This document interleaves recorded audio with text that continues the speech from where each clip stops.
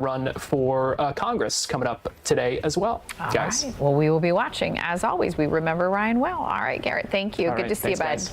Bye. All right, have fun with your friends. Thank you, Garrett. No, what he said, though, is so true that you always go, oh, I'm too tired, I'm too this, I'm too that. But I never regret going. Yeah, so just go. Yeah. And then it's like, I need to remember this feeling for next time. Boom. Bye, everybody. And we'll remember that feeling tomorrow, starting at 4 a.m. We'll see you then. See you tomorrow.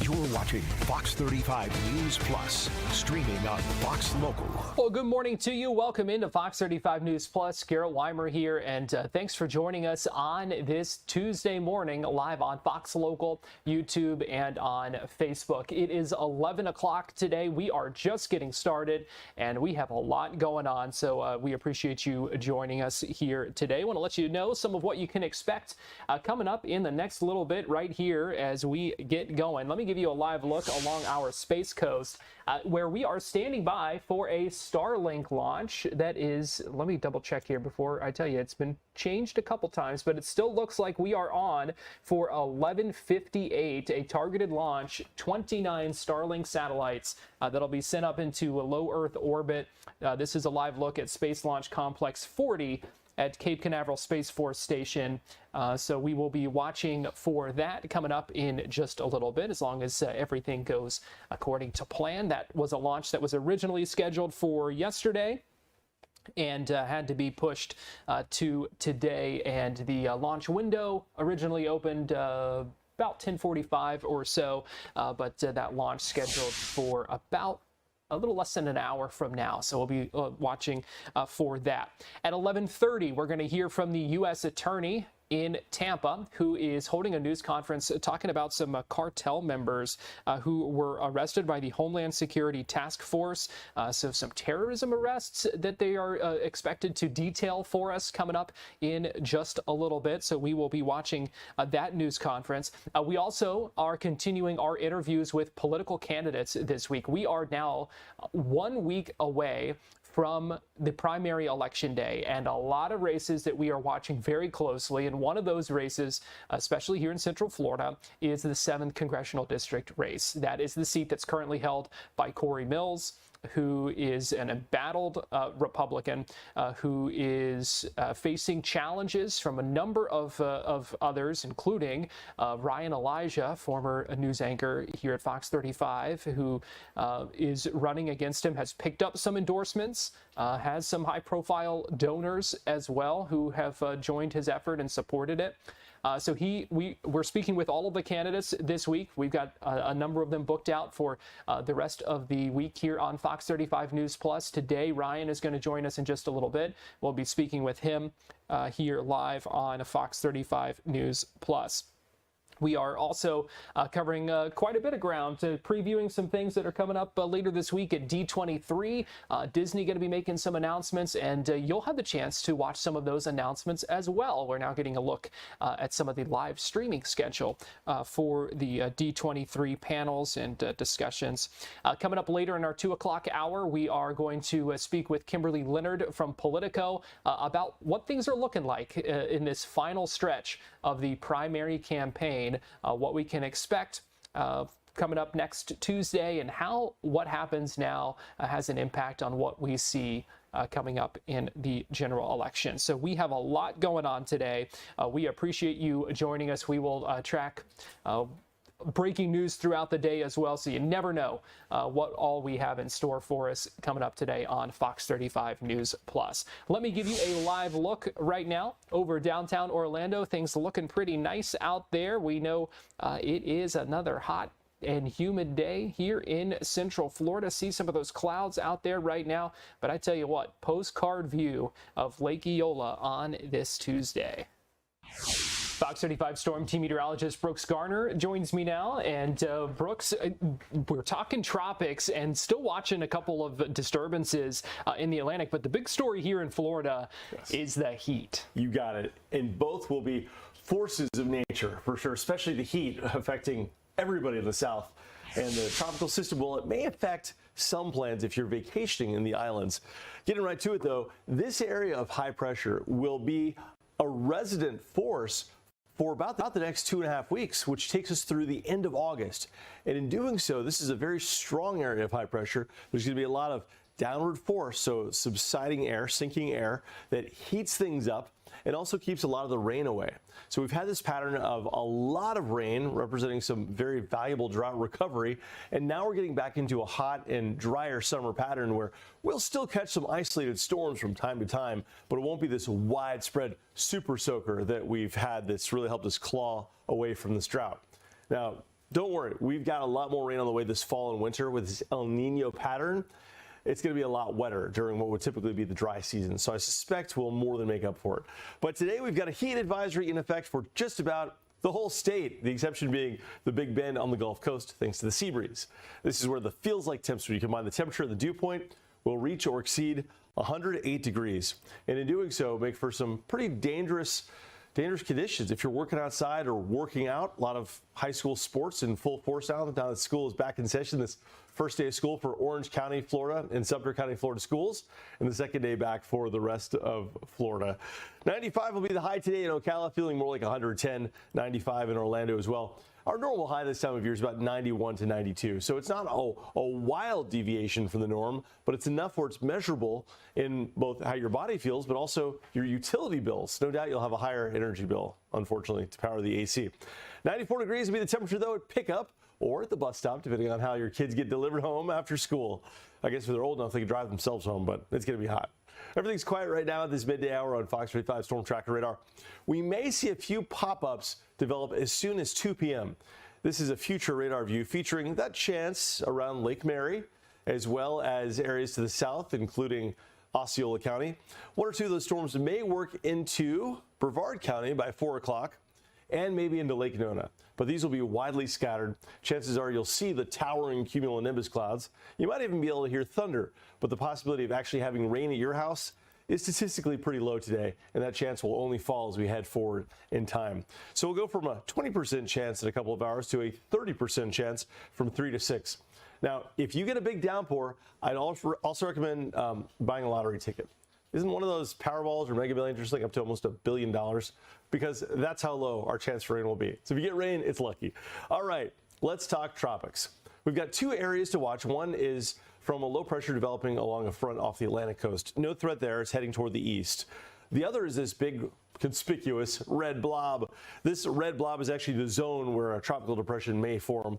The tropical wave itself is circled in red, and there's a likelihood, a 70% chance that this week we'll see a tropical depression form.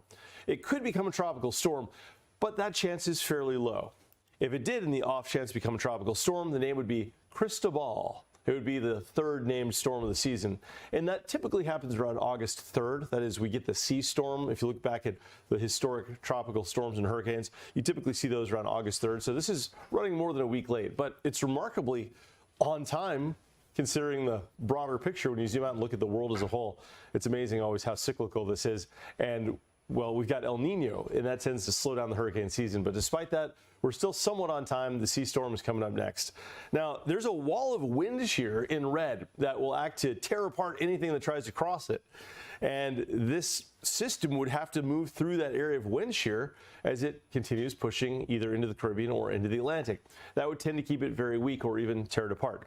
Now, on top of that, there's a lot of Saharan dust. Same thing that we'll see here in Central Florida, making our skies a little hazy. And if you're really sensitive to it, could even give you a little bit of sniffly nose. It's possible. It could be from that dust coming in, especially midweek. But it acts like a big old paper towel to mop up tropical air and really slow down development of systems. So the chance for this becoming a tropical storm is low, but this is the best chance we've seen in a couple weeks of any tropical activity. Regardless, no threat to the East Coast. A possibility the Leeward Islands, like Anguilla, as well as the U.S. Virgin Islands and British Virgin Islands, could catch a brush from some heavy rain as this passes by, maybe even Bermuda. But it looks like no more than some rain at this point, if that even happens. Well, for Central Florida, we're back to school today, as I had mentioned, for Orlando, and we're back to the heat, back to the really high heat. 95 to 96 for about the next 7 days, which is consistently above normal by some 3 to 5 degrees. As we go forward in time, our typical high will drop to 91, and that'll just amplify this deviation from normal. And we're going to see temperatures like this consistently through at least the end of the month. Now, I know August is the heart of summer, and August is also often one of the hottest months. But this is being amplified even further from this unusual area of high pressure, which will also act to keep our storm chances lower. Looks like our highest threat will be Friday with just a 40% chance. So these impacts of El Nino we're feeling in a lot of ways, and will continue to as well, even as we head deeper into the year. Yeah, it really ramps up that wind shear. So even if you get a big storm in the eastern Atlantic, as it tries to track west through the Caribbean, it gets torn apart. It's like how do you equate? It's like walking through a wind gust and trying to stay upright. It just knocks you down. And so this will only become more amplified in effect as we get farther into the season. So we may take down the list and go to the D storm, the E storm, and just it goes on and on.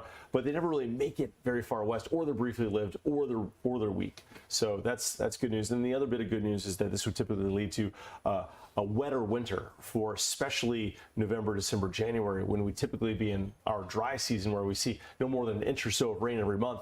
We may get into a situation where we have 4 or 5 inches a month. And so that helps to at least buffer us through the dry season and stave off the drought. But could end up seeing some more severe weather in the winter, as I understand it? Yes, that is the unfortunate side trade-off. effect. There's always a trade-off. There's always a trade-off, is that, yes, if you have a front coming down, which would be the driving force for producing that rain, the jet stream gets involved in that front. And whenever you have a jet stream involved, you can get spin in the atmosphere. That can lead to some tornadoes. And some of the most devastating tornado outbreaks have been during the winter months here in Florida. Well, we will cross that bridge when we come to it, but it really is interesting just to see, the big picture impacts, I think, of all of this on our system. Exactly. It all fits together. Yep. It's remarkable. Fox 35 Storm Team meteorologist Brooks Garner, we appreciate you joining us. Thank you, Garrett. And as we go to break, let me give you a live look at downtown Orlando on this Tuesday morning. Keep it right here. We'll be right back.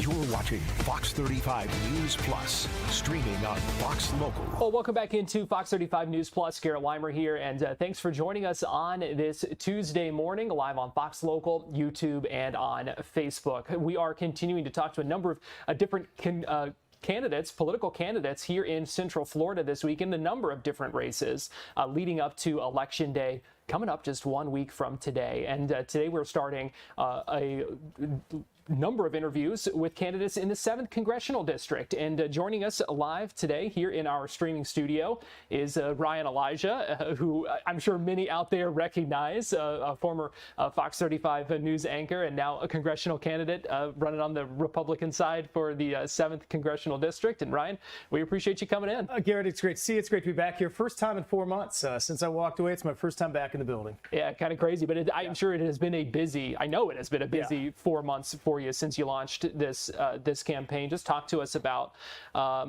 getting this started and how things have been going. Yeah, so you know that going in, I loved working here. I could have retired in this career, but I think we're all given that opportunity where you have to step up and meet that challenge. This was it for us. And we had a sense of where we were with the community before we got in. And through the 4 months, I never endorsed expected the amount of endorsements that we've gotten. We'll talk about that later, but it just shows the community support. But it's getting out there and working. I walked for 3 hours in the rain on Sunday, along with a team member, just trying to reach as many voters as you possibly can. If you want to represent the people, you've got to go meet them where they're at, whether that's at a polling location, at their home, or maybe a bigger meeting where you're speaking to them. It is a campaign that has been at times tense, sure, even heated between you and Corey Mills on social media a lot at the recent debate. Did you expect some of that tough tone in this campaign? So not really. I knew the congressman before. I'd interviewed him. We had a good relationship. I still think we have a decent relationship. And we told him day one, I'm running on my merits. What I probably didn't expect was the number of things I'd have to confront that just weren't true. And I've had to point out, and look, that's our job. And that's our job, whether it's at the debate or online, to point out this isn't true and then provide the receipt to that. So I think sometimes you just have to be tough. When you're going to Washington, where I've been many times, and you really have to be tough there, there's just a time where you have to kind of put that flag in the ground and say, this is what's true, and then let someone correct you at that point. I want to ask about your decision to get in this race. It's not often that we have an incumbent member of Congress challenged by other members of his party, especially with someone who has name recognition like you do here in our area. So just to take me through the decision why you wanted to run in this race and why you wanted to run in this race now. So I'm glad you brought that up. My wife and I had always talked that if there's something I felt God gave me a skill set to do, it was probably politics. But I never envisioned running against an incumbent. That's just something I didn't envision until I had a number of local leaders that said there could be an issue here. You might want to think about this. And then as you make 30, 40 phone calls, you start hearing the same answer. You realize, and that's where I talked about that moment where you step up. And that's what it became for us. And so once you get in, you have a sense of where the support is. I have been overwhelmed by the community support that I knew we had good support. It's even beyond what I expected, and that's been humbling. There have been some hard things. This is not a system that is designed to run against an incumbent. Even if you have to be very rich or you have to have a great name to even have a chance. And even with a good name, and I say good name because there's 750,000 people you have to reach. They don't all watch TV.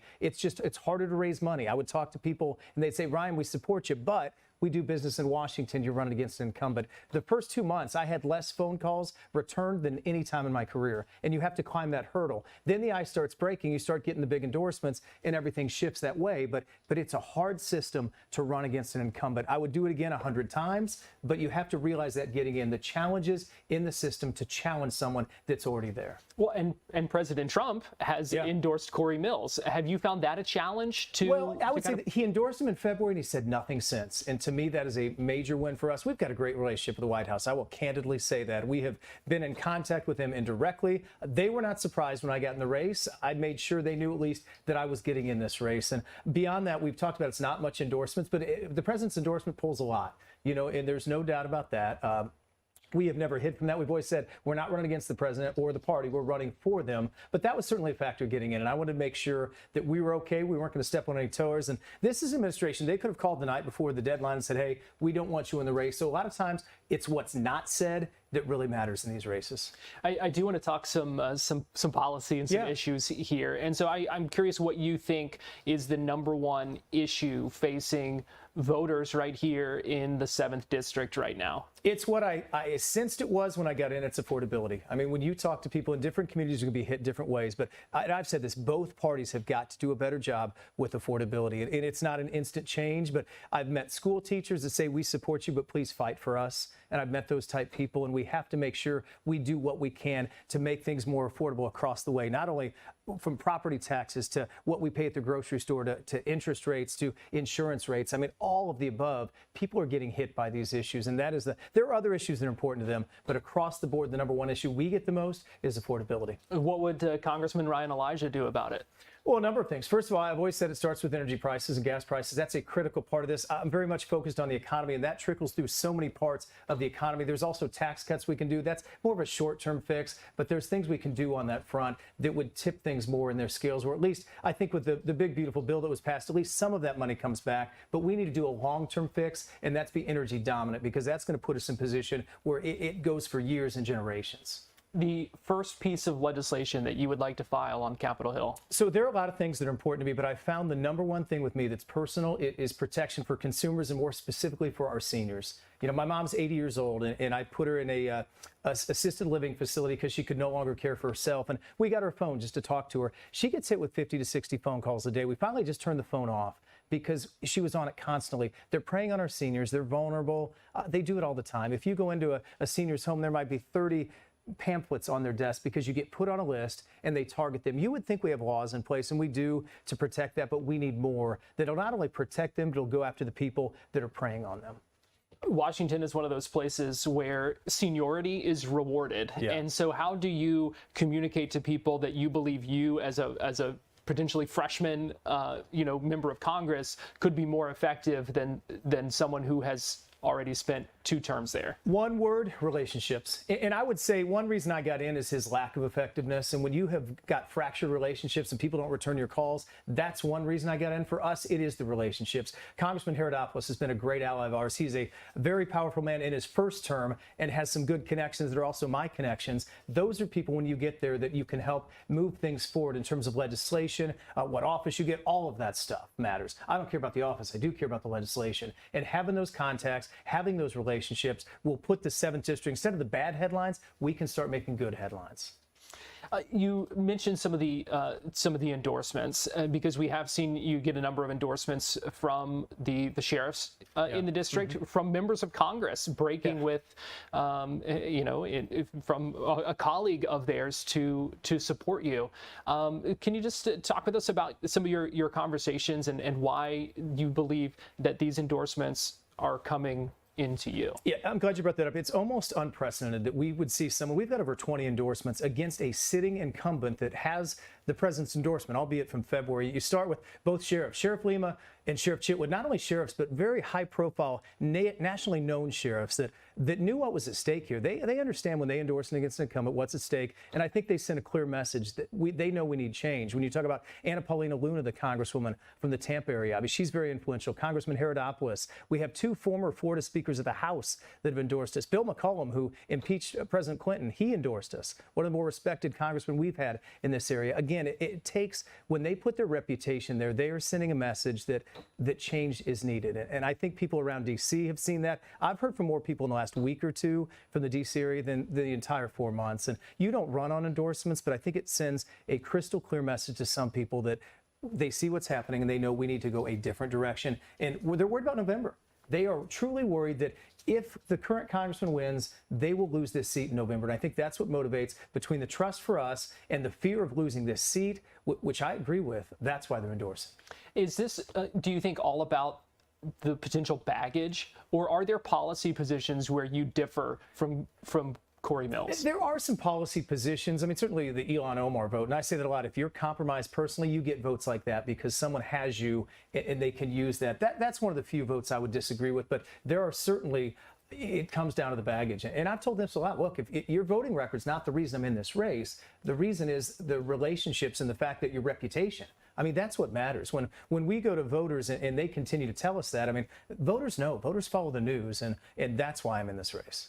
So what is the bottom line here? What is it that you want voters, when they go to the ballot box? Maybe they've already voted. We know early voting. A lot of them have. Is underway. Yeah, I know. I've seen you out and about. You've been going to some of those early voting sites, and it seems like there have been a lot of people who have been taking advantage of that ability to vote early. What is your message? Your kind of closing message here? We are now just a week away from Election Day, and we'll find out what happens here. What do you want people to know? As you know, this is when people really start tuning in masses, and I really sell them on the point of our trust and our relationships. And I'm from this area. I've lived here. I've raised my family here. I've been married 30 years. Those are the things I sell them on. I coached Lake Mary Little League. I coached high school basketball. I was a public figure here for 14 years on this station. Those are the things. You start with the trust, but then it's the commitment. That truly, when you get all these people to endorse you, that's a big weight on my shoulders. And let me tell you, you don't want to let those people down. So I'm committed to make sure our district is put first. And then after we talk about ourselves, then I pivot to the point, look, if we go the other direction, this is why I left my career that I loved. It's because the current congressman cannot win in November. And that's what I've heard a ton of people now saying. The people on the fence have broken our way in a big way. And I think that's the reason. Not only have we gotten our message out, we're the only people to go on national TV with ads, but more importantly, they're seeing the really contrast between the two candidates.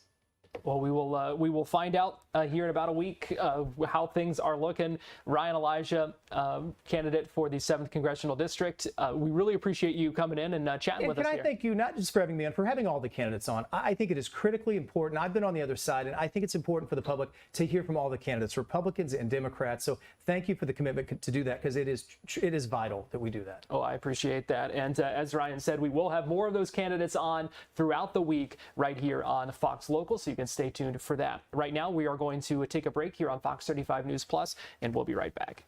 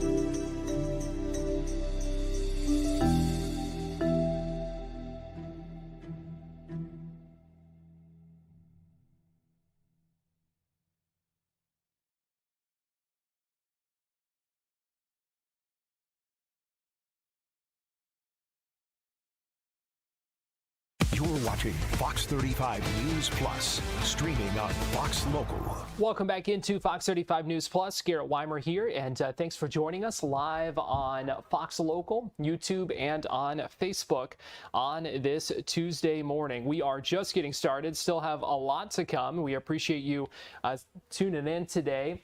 And so I want to let you know, we are standing by for a news conference any minute now from the U.S. Attorney's Office in Tampa. Let me go ahead and give you a live look at that right now. This is you see the Office of the United States Attorney, Middle District of Florida. You see the flags there flanking that podium, where in just a couple of minutes, we expect to hear from Greg Kehoe, who is the U.S. Attorney for the Middle District of Florida, who is going to be announcing some arrests of cartel members by the Homeland Security Task Force. So right now, we don't have a ton of details about this. Looks like we may have just gotten about a 2-minute warning there. So this should begin any minute now. I will say that news conferences with the U.S. Attorney normally start just about right on time. So it is one of those things you can really kind of plan on and set your clock by almost. When they say 11:30, they are pretty close to it. That is not the case with all of the news conferences that we bring to you live here on Fox 35 News Plus, but the U.S. Attorney, we certainly expect him in just a couple of minutes. So we know that this is the same district that covers Orlando and Tampa, the middle district of Florida. And so, a lot of times there is significant overlap in some of these cases between where they are centered. So right now we don't have a lot of details. Again, this is the U.S. Attorney, so we're talking federal indictments likely that we will get information about. These are cartel members who have been arrested. It wasn't too long ago that the U.S. Attorney held another news conference. I believe that one was in Orlando, maybe just last week, where he was talking about a couple of a mail scheme. That was a news conference out of Orlando. So they've been cracking down on a number of different things. These fraud schemes. That was a mail scheme that was targeting seniors. Was the last time we heard from Greg Kehoe. But today, you see in Tampa, joined by a number of other officials, including members of that Homeland Security Task Force, and getting ready to hear some of the details of these arrests. So we will go ahead and listen in live as this news conference gets underway. I'm Greg Kehoe. I'm the United States Attorney for the Middle District of Florida. Before we get into the substance of this, of the press conference, I'd like to introduce the individuals that are before us and will be speaking. To my immediate right is the Administrator of the Drug Enforcement Administration, Terry Cole. To his right is the Special Agent in charge of the FBI, Rodney Crawford. To his right is Cheryl Harrell. She's a supervisory special agent for ATF. To the far left is David Eatman. He's the acting assistant director of the Coast Guard Investigative Service. And to my immediate left is Nicholas Ingenio, and he is the acting SAC for Homeland Security Investigations. Today, we're proud to announce the unsealing of an indictment charging 4 defendants with narco-terrorism, drug trafficking, and firearms trafficking. These 4 individuals were members of a violent narcotic organization known as Jalisco New Generation Cartel. And in Spanish, that's Cartel de Jalisco Nueva Generación, such the initials of CJNG. CJNG, make no mistake about it, is the most powerful and most violent narcotics drug cartel in Mexico. It is capable of manufacturing thousands of kilograms of methamphetamine and hundreds of kilograms of fentanyl, much of which is trafficked and smuggled into the United States. In addition to their drug trafficking, they're responsible in numerous acts of violence. They're responsible for countless deaths in Mexico, and as a result of their fentanyl trafficking, they're responsible for countless deaths, thousands of deaths here in the United States. They use violence and intimidation on the Mexico military and the Mexican police. They use military-grade weaponry, including the use of drones, to attack Mexican law enforcement. They have assassinated Mexican officials on numerous occasions. And they do all this in the name of trying to control organized crime in Mexico. And that organized crime stretches in a variety of different areas. Of course, it includes drug smuggling, but it also includes extortion, migrant smuggling, even stealing oil and minerals. As a result of their activities over the past decade, the State Department has designated them as a foreign terrorist organization. Who are the 4 defendants that we have before us? They are 4: Edgar Alejandro Lopez Velasco, Noah Diaz Jimenez, Leobardo Gasiola Lopez, and Jose Miguel Alvarado Morales. The only individual there who's a citizen of the United States is Alvarado Morales. Who is Lopez Velasco? He is a CJNG member representing the highest levels of CJNG in this weapons deal. Alvarado Morales is also a CJNG member representing, again, highest level members of the CJN organization. Diaz Jimenez, he's a fentanyl trafficker with a fentanyl lab in Mexico. His role was to distribute the fentanyl in the United States that was used to buy the weapons that are the subject of this indictment. And Gasiola Lopez was a broker for narcotics and weapons deals who was working for CJNG. These 4 defendants conspired to traffic military-grade machine guns, rocket-propelled grenade launchers, and mortar launchers from the Czech Republic to Mexico via the United States. The defendants wanted to use these weapons in Mexico, again, against the Mexican police, the military, and the population in their attempts, and I can't emphasize this enough, their attempts to control organized crime in Mexico and to terrorize its people. And they were going to pay for these weaponry with fentanyl and methamphetamine that was destined to be smuggled into the United States. They failed. Through the efforts of these organizations that we have behind me, they failed, and they were thwarted in what they were attempting to do. By way of background, and this is laid out in the indictment, the defendants went to the Czech Republic between the 9th and the 10th of June to negotiate and inspect the sale of the weapons to purchase in exchange for fentanyl and methamphetamine. Of course, before they were able to obtain this weaponry and before they were able to smuggle this fentanyl and methamphetamine, they were caught in the act, and they were arrested, apprehended in the Czech Republic. They were arrested the day after they came into the country, on June the 11th of 2026, and literally the next day, in conjunction with the Mexican authorities, federal law enforcement shut down a fentanyl lab that was run by the defendant Diaz Jimenez, which was, as I said, in Mexico. All of these defendants face life in prison. What about the court procedures that we have to date? There are 4 defendants involved. 2 have been extradited to the United States. And yesterday, we had initial appearances in court here in Tampa for Lopez Velasco and Alvarado Morales. Two of the 4 CJNG members, and those 2 individuals were detained. The 2 other individuals are pending extradition from the Czech Republic. I can't emphasize this enough, and I can't emphasize the tremendous work and struggle and efforts that have been put forth by all of the agencies that are before you. This is very difficult work, very tedious work, and people, part of these various law enforcement agencies, are out there sacrificing themselves to not only bring justice, to make our country safer.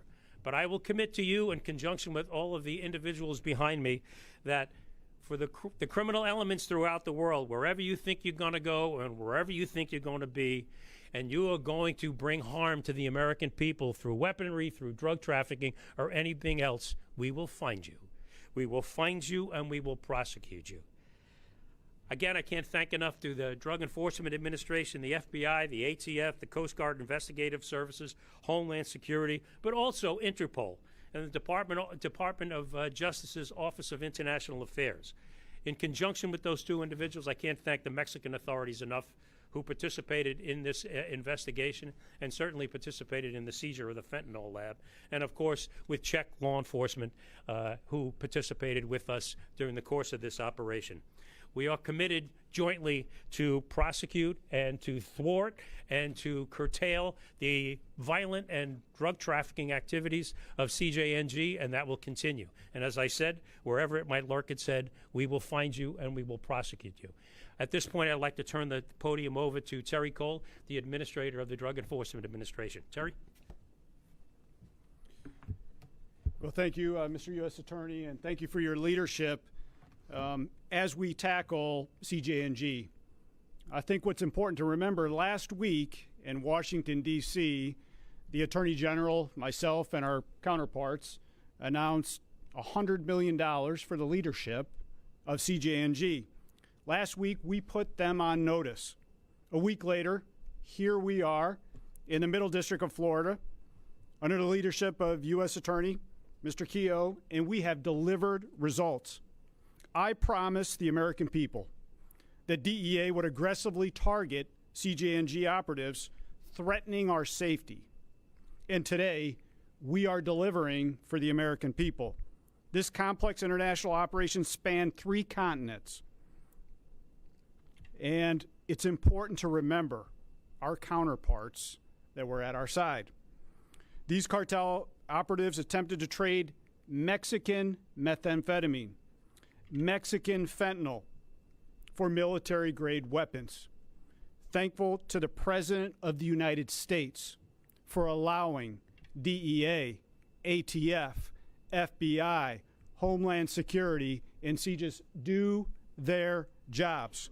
You see, we are on the offensive against CJNG because trading one weapon that kills nearly 200 Americans every day for another will not be tolerated. This is a whole-of-government approach focused by the Homeland Security Task Force and all the partners on this stage, but it goes beyond partnerships on this stage. It goes to the partnerships in Europe. It goes to the partnerships in Mexico. It goes to those men and women that are willing to stand line against evil. And remember, this is about America first. This is about Americans first. We will continue the global hunt for CJNG. Our offices in Vienna, Mexico City, Cartagena, Portugal, here in Tampa, in New York, made this happen. But it was a collective effort of working together. The president has asked every single law enforcement agency to bring every single authority to bear to protect our citizens, and that is exactly what we are doing. We have never been more focused at DEA against CJNG and their leadership because they are killing a record amount of Americans. Let me say that again. CJNG, a designated foreign terrorist organization, is killing a record number of Americans. They are a terrorist organization, and they will be treated as such. And the DEA will continue to attack these terrorists with our full force of the U.S. government and our counterparts. This is in thanks to President Trump. This is under the direction of the U.S. Attorney General himself, Todd Blanche, through our Homeland Security Task Force partners and under the direction of the leadership that is on this stage. We will continue to cut into their money, we will continue to seize their profits, and we will continue to save American lives. I will keep this promise to 340 million Americans that expect us to do our job every single day. This is about America first. DEA will not rest as evil threatens the United States. We are on the hunt. We are coming for you. This is who DEA is, and this is our global enterprise. I'll turn it back over to the U.S. Attorney. Thank you. Thank you, Administrator Cole. I'd like to bring up Rodney Crawford, the Special Agent in charge of the the Federal Bureau of Investigation at the Tampa Field Office. Rodney? Thank you, Mr. Kehoe. This investigation highlighted today clearly reflects the mission and impact of HSTF Tampa to action a powerful law enforcement partnership and stop a dangerous plot before it becomes reality and puts American lives at risk.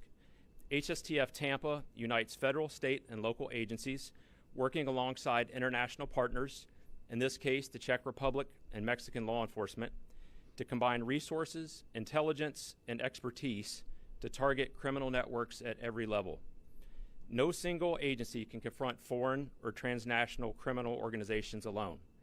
That's why this task force uses a whole-of-government approach, combining capabilities across agencies to confront these threats more effectively. Today's announcement just demonstrates that this coordinated strategy is working.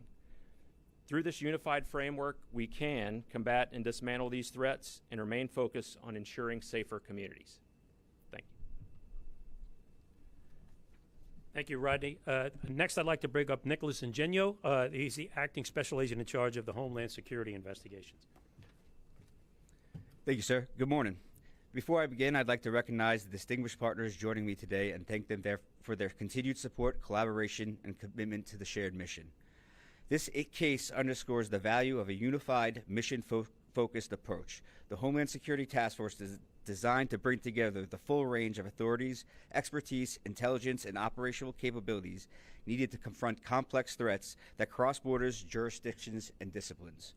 The work of HSTF Tampa reflects the broader purpose of the HSTF model: to align efforts, close operational gaps, accelerate coordination, and drive results against networks that pose the greatest risk to the American people.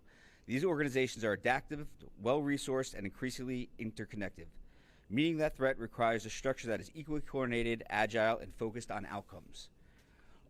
Our objective is clear. We are focused on disrupting the organizations that enable narcotics trafficking, weapons trafficking, money laundering, and cartel violence before those threats reach our communities. That means targeting not only the individuals moving drugs and weapons, but also the facilitators, financiers, suppliers, and distribution channels that allow these networks to operate. Every successful operation strengthens our collective posture. It degrades criminal networks, improves shared understanding of the threat, and reinforces the message that the United States and its partners will use every lawful tool available to protect our people, our borders, and our national security. The fight against transnational criminal organizations is ongoing, and the threat will continue to evolve. But the HSTF model gives us the structure, reach, and unity of effort required to meet the threat with focus, discipline, and resolve. It ensures we are not operating in silos, but as one coordinating enterprise committed to protecting the American people. Thank you. Thank you, Nick. Lastly, I just would like to bring up David Eatman. He's the acting assistant director of the Coast Guard Investigative Service. Thank you, sir. Good morning. The Coast Guard Investigative Service closely with federal, state, local, tribal, territorial, and international partners in a whole-of-government approach to investigate criminal activity that affects the maritime domain, the Coast Guard workforce, and the homeland. In investigations such as these, Coast Guard Investigative Service supports the broader law enforcement mission by helping identify criminal networks, gather evidence, and bring investigative capabilities to bear against organizations that threaten U.S. national security and public safety. Coast Guard Investigative Service plays a critical role in detecting, interdicting, and disrupting illicit trafficking before dangerous drugs can reach our American communities. Fentanyl seizures are not just drug cases. They often reveal a broader criminal activity, including weapons trafficking, money laundering, human smuggling, and violence linked to cartel operations. Every interdiction and every investigation help reduce the ability of transnational criminal organizations to profit from addiction, violence, and fear. Fentanyl is one of the most lethal threats facing American communities, and federal law enforcement is using every available authority and resource to stop the people and networks behind it. I would like to thank the Department of Justice, Department of Homeland Security, Middle District of Florida, and all investigative and prosecutorial partners in this investigation. Their work shows the value of unified action against foreign terrorist organizations that traffic weapons, poison our citizens, and fuel violence across the borders. Coast Guard Investigative Service is proud to stand with our Homeland Security Task Force partners in efforts to identify, investigate, and support prosecution of those who threaten the United States through narcotics and weapons trafficking. Thank you. Just before we take questions, I would be remiss if I didn't thank all of the agents, analysts, and law enforcement entities that... Getting ready to hear some questions and at this news conference in Tampa. We're going to step aside, take a quick break right now here on Fox 35 News Plus, but we'll be right back.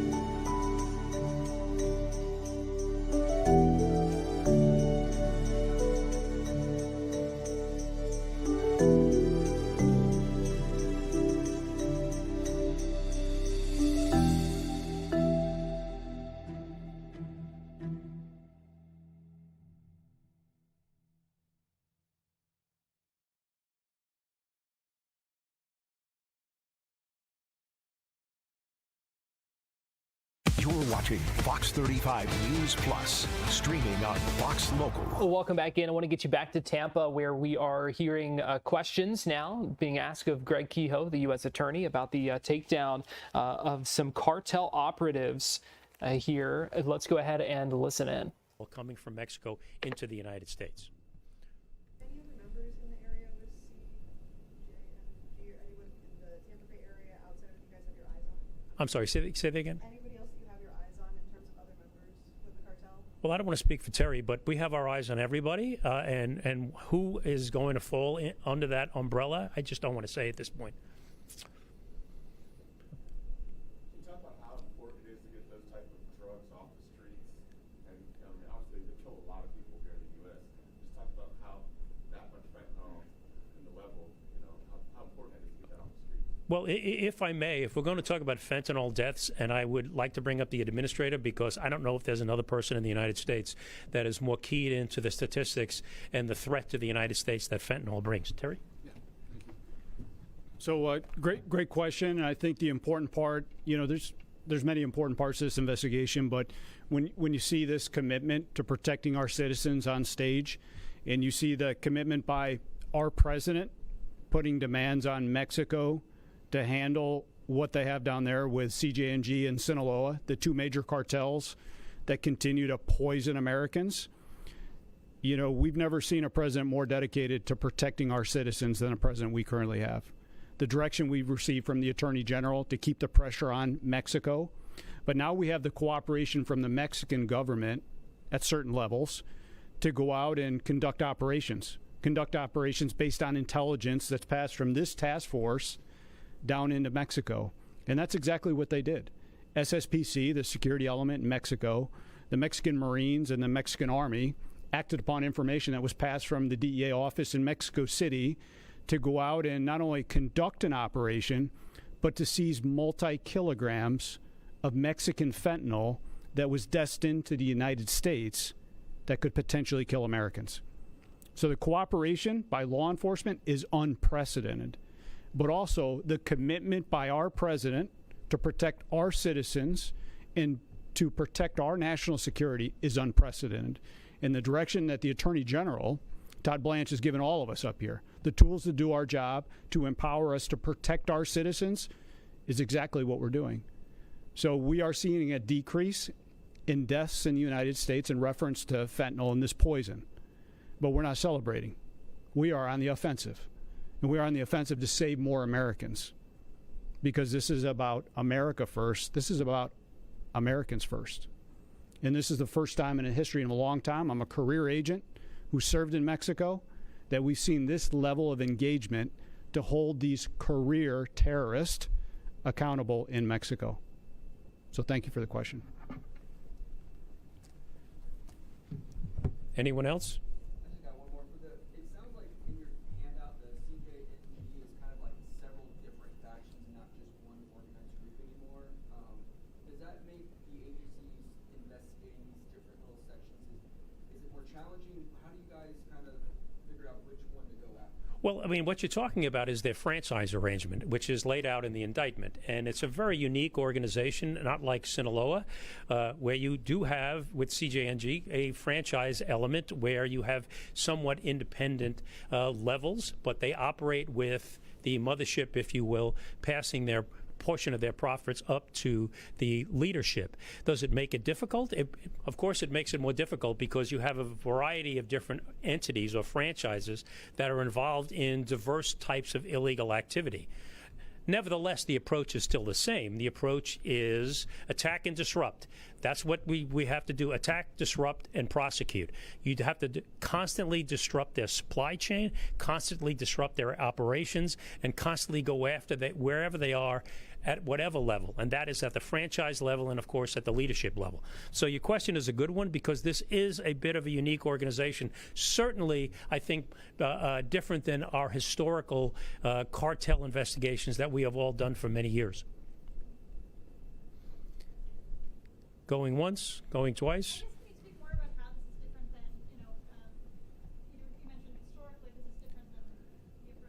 Well, I will talk about. Let's go back in history. The Medellin cartel or the Cali cartel, very top-down organizations controlled out of Colombia, and they had kept a very close hand on not only the distribution but certainly their profit margins.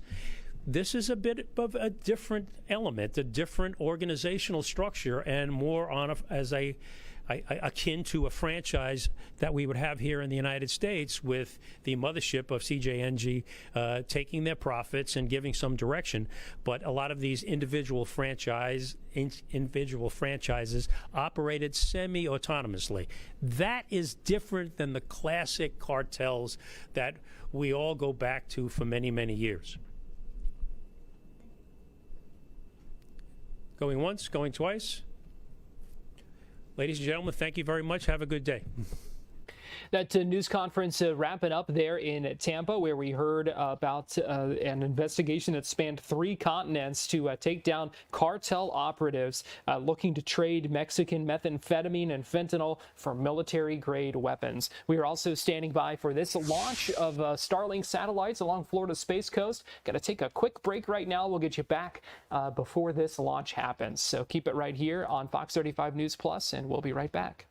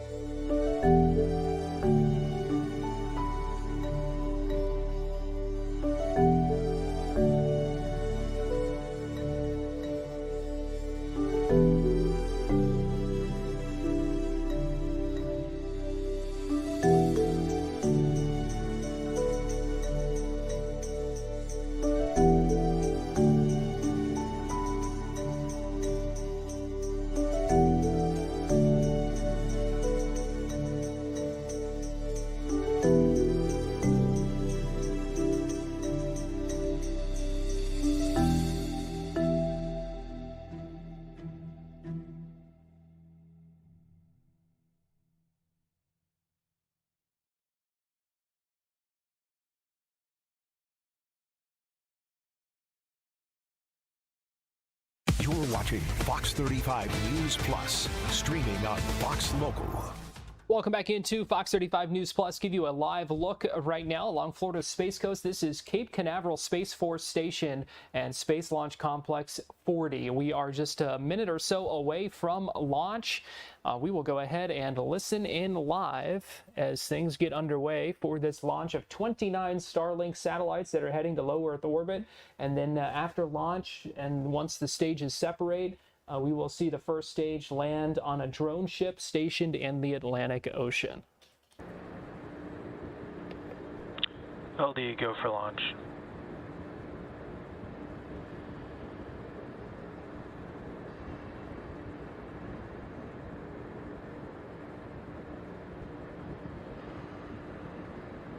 T-minus 30 seconds.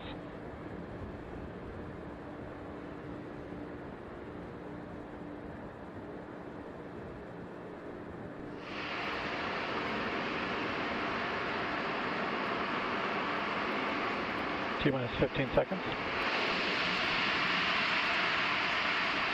T-minus 10, 9, 8, 7, 6, 5, 4, 3, 2, 1. ignition, and liftoff. Go SpaceX, go Starlink.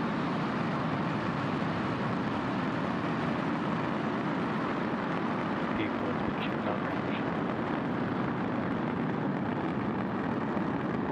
And 1 chamber pressure stop.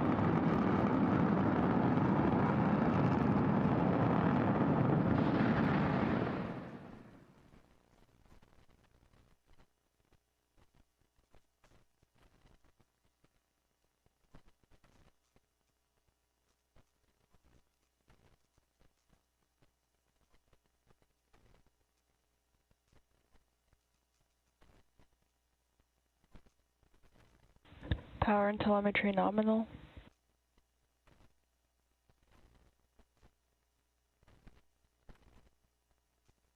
Vehicle is supersonic.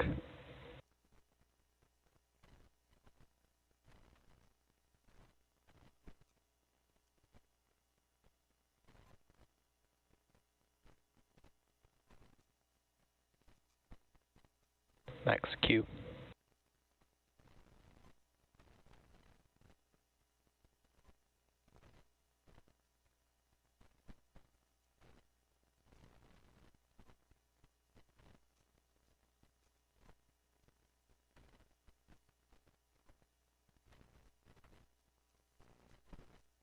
MVAC chill.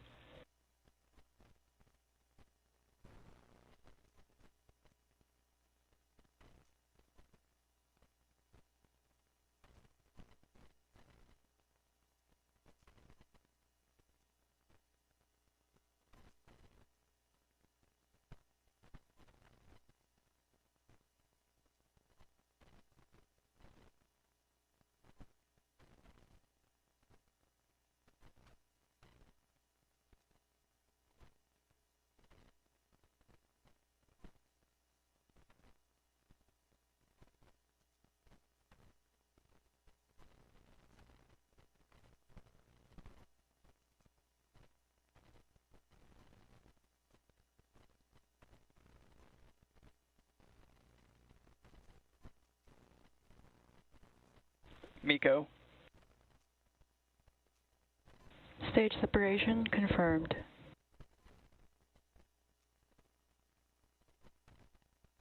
MVAC startup.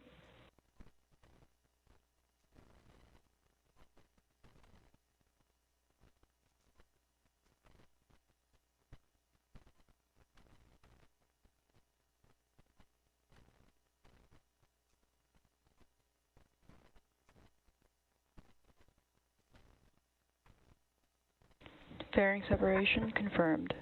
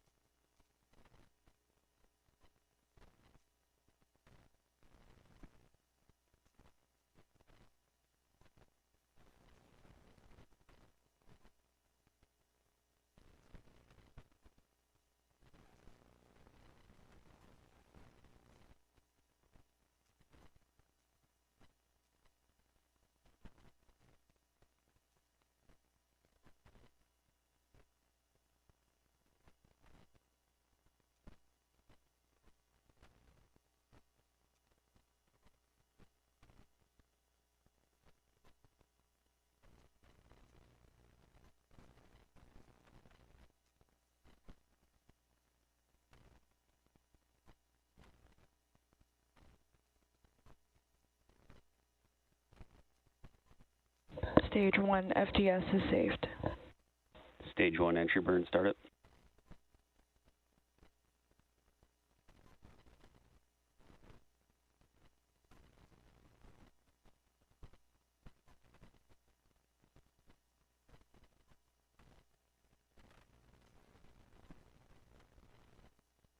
Stage 1 entry burn shutdown.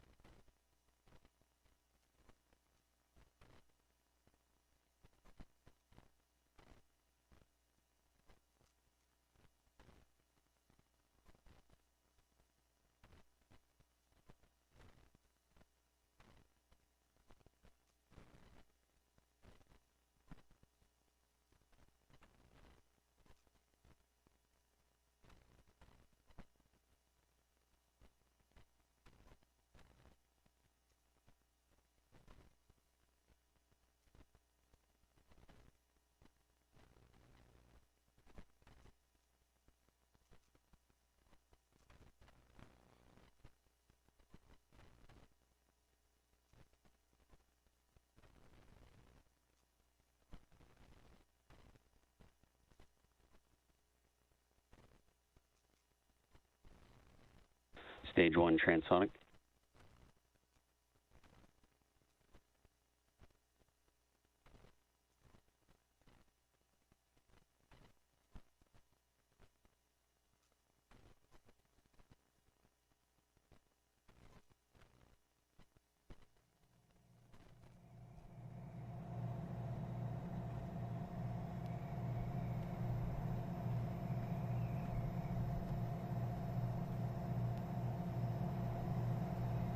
Stage 2 is in terminal guidance.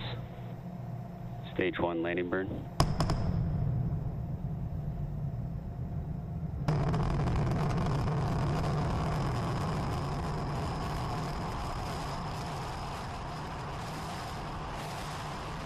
Stage 1 landing leg deployed.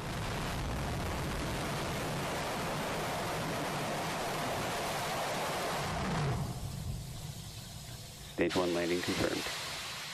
Stage 2 FTS is saved. That first stage landing on a drone ship in the Atlantic Ocean. We saw that there. Meanwhile, the satellites continue on their way into low Earth orbit after this launch just moments ago from Cape Canaveral Space Force Station on Florida's Space Coast right here in Central Florida. We are getting ready to take a break here on Fox 35 News Plus, but we still have much more to get to. Don't go anywhere, and we'll be right back.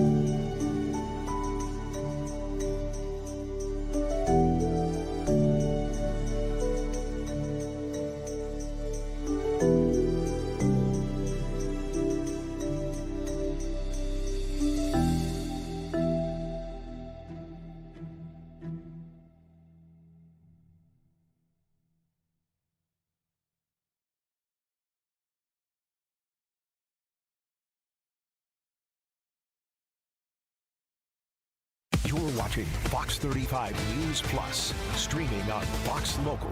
Welcome back into Fox 35 News Plus. Garrett Weimer here. Thanks for joining us on this Tuesday afternoon, live on Fox Local, YouTube, and on Facebook. We've been talking a lot about e-bikes lately, and that's because there are a number of questions about what cities and counties should do about them and some of what they are seeing with them.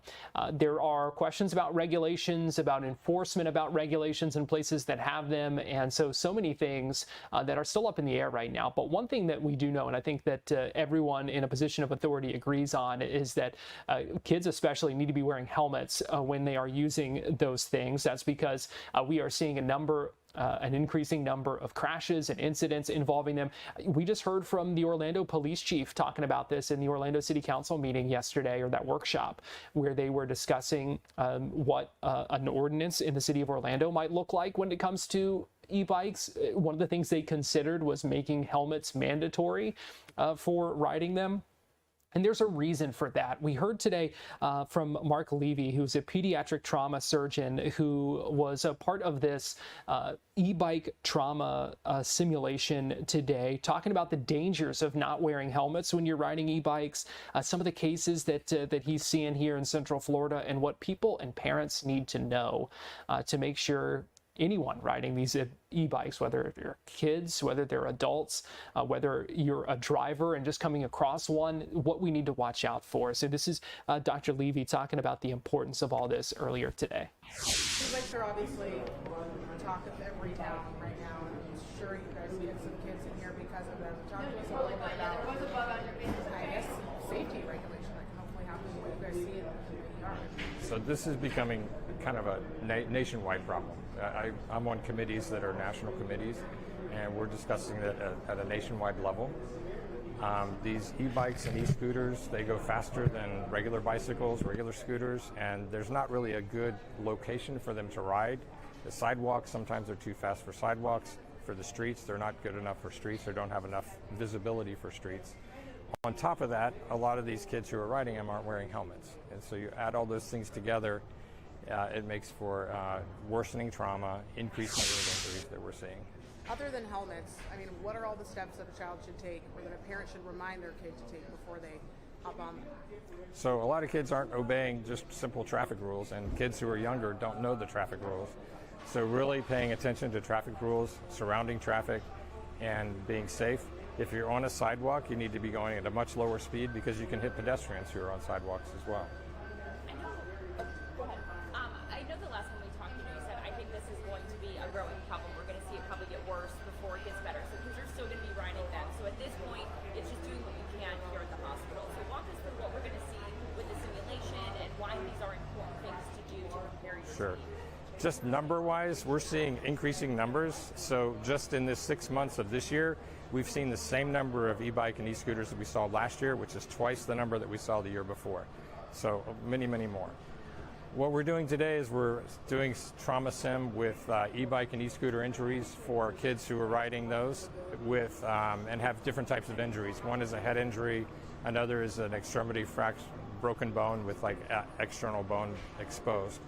So that our EMS crews can get used to taking care of kids and managing them for traumatic brain injuries as well as bleeding. And so one group will probably be giving whole blood, which is something we're able to do in Orange County for kids who are injured, as well as doing TBI management or traumatic brain injury management, which is giving certain types of medicines and drugs to help decrease the swelling initially so that we can try to improve their outcome over time. Can you talk about, Orange County schools recently decided to ban e-bikes and e-scooters. Just from your professional opinion, are you hoping that this is going to help kids and make less people come into your I think the problem is going to be enforcing it, and it's a great idea. I think the ban was for any kids who do not have driver's license or don't have a learner's permit, can't ride e-bikes or e-scooters. A lot of parents are depending on those to be able to get their kids to school, and so there are workarounds I'm sure kids would be able to use and do that, and not maybe show up on campus with them. But unless somebody's enforcing it on campus or around campus, then I don't know how good it's going to be. It needs to be like more of a broader thing I think, around the country to kind of be able to manage this. Yes, you're freaking out. What do you want parents to know? I know you kind of answered some of the questions, but for the parents watching tonight, what's the main thing that you really want? So I think be cognizant of the speeds that these e-bikes and e-scooters go. Some of them go upwards of 50 miles an hour or more. I just saw one the other day. There was a scooter that went 70 miles an hour. Don't buy that for your kid. Be cognizant of, make sure they're wearing their helmets and kind of reinforce that. Kids learn from behaviors that parents do, so if parents are wearing their helmets while they're riding their bike, kids will also wear their helmets. Scooters, the same thing, so that's important for head injuries. And then speed and maintaining a lower speed. Do you tell parents to just not buy the e-bikes at all, just regular bikes and e-scooters? It's hard to do when you see the numbers that are being sold per year. It almost, I wouldn't say that it doubles the number per year, but it almost does that for the number of e-bikes and e-scooters that are sold per year. It continues to increase. So it's really hard to do that. Christmas is around the corner. Kids are going to get those for Christmas. We need to have better ways to kind of, I guess, impart safety to them. Walk us through the types of injuries that you see. What are some of the common things that you treat? I mean, we're talking more than a scraped knee and falling off a bicycle here. Yeah. So the big things we see, facial fractures are big. Long bone fractures like arm injury, broken bones in the arm, broken bones in the leg, as well as head injuries. E-bikes and e-scooters that go a certain speed, there's different types of helmets you should wear. And when you get up to a speed that's over 28 miles per hour, you should actually have something that comes around your face, because that's something that like motorcycles and so forth have to protect their face from facial fractures and all that. So that would be kind of, I think, helpful for some of them, at least for the facial fracture portion of it. Wearing a helmet should be for every kid that's doing this. And we only see, I think our numbers are only 15% of the kids that are riding e-bikes and e-scooters who come to the trauma center are wearing helmets. So some helpful information, some good things to keep in mind from that event. And you saw some of the video as well from that simulation, from that exercise that they did today to simulate and practice a response to a trauma involving an e-bike. We're going to take a break right now here on Fox 35 News Plus, but we will be right back.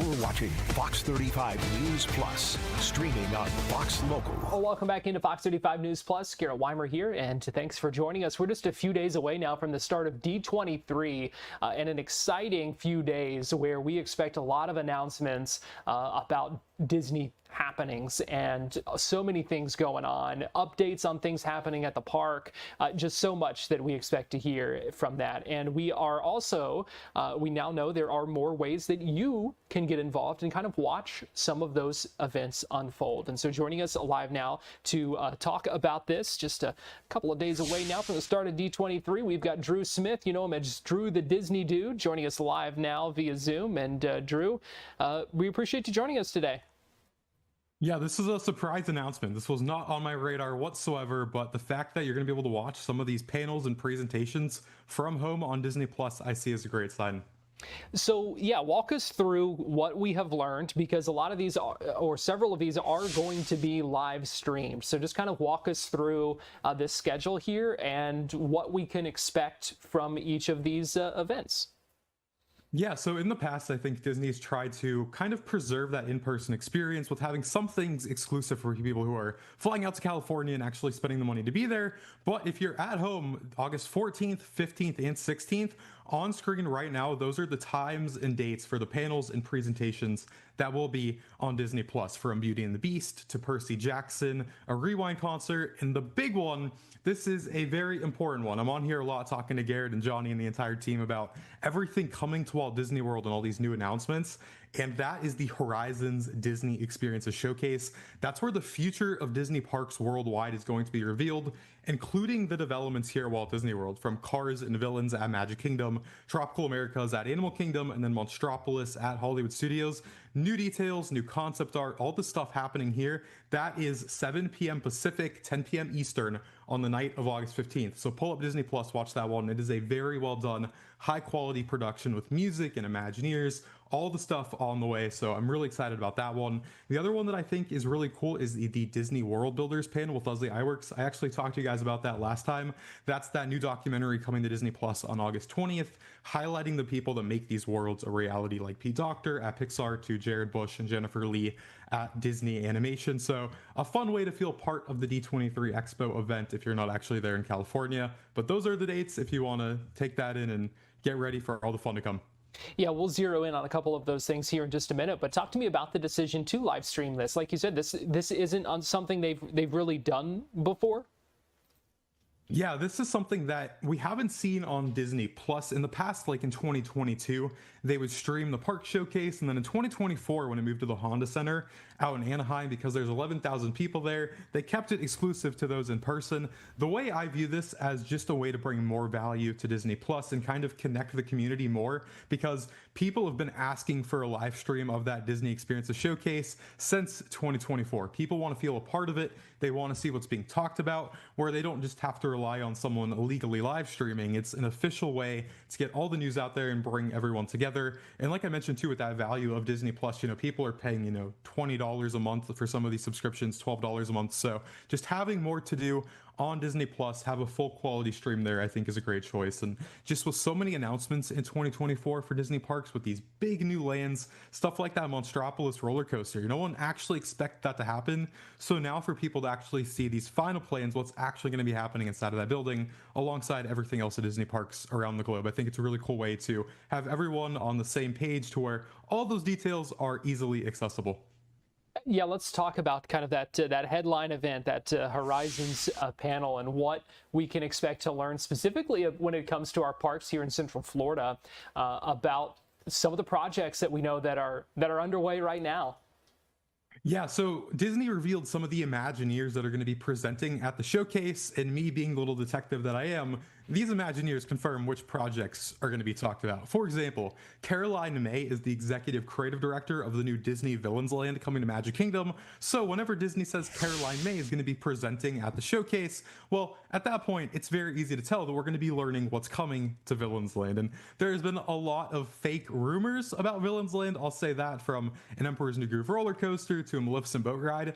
None of that is happening. The final plans have not been revealed, but we are just days away at this point to learning what's coming to Magic Kingdom. Another one that I think is a very, very big deal And something that, in my opinion, is fantastic news is that Jason Grant has been revealed as the creative director of Piston Peak. That's the Cars area coming right next to Villains Land. Jason is a long-time Disney Imagineer who loves classic Walt Disney World original characters like Figment and Orange Bird. He's done a lot of great projects. So having a creative with a great mindset like Jason Grant leading Piston Peak, in my opinion, is a very, very good sign of what's to come. So we're going to learn a lot about Magic Kingdom just from knowing Caroline May and Jason Grant are going to be on stage. The other two Imagineers for Walt Disney World, that's a big deal, is that we're going to have Michael Hungen and Chris Beatty. They are the Imagineers overseeing the entire portfolio of what's coming to Walt Disney World.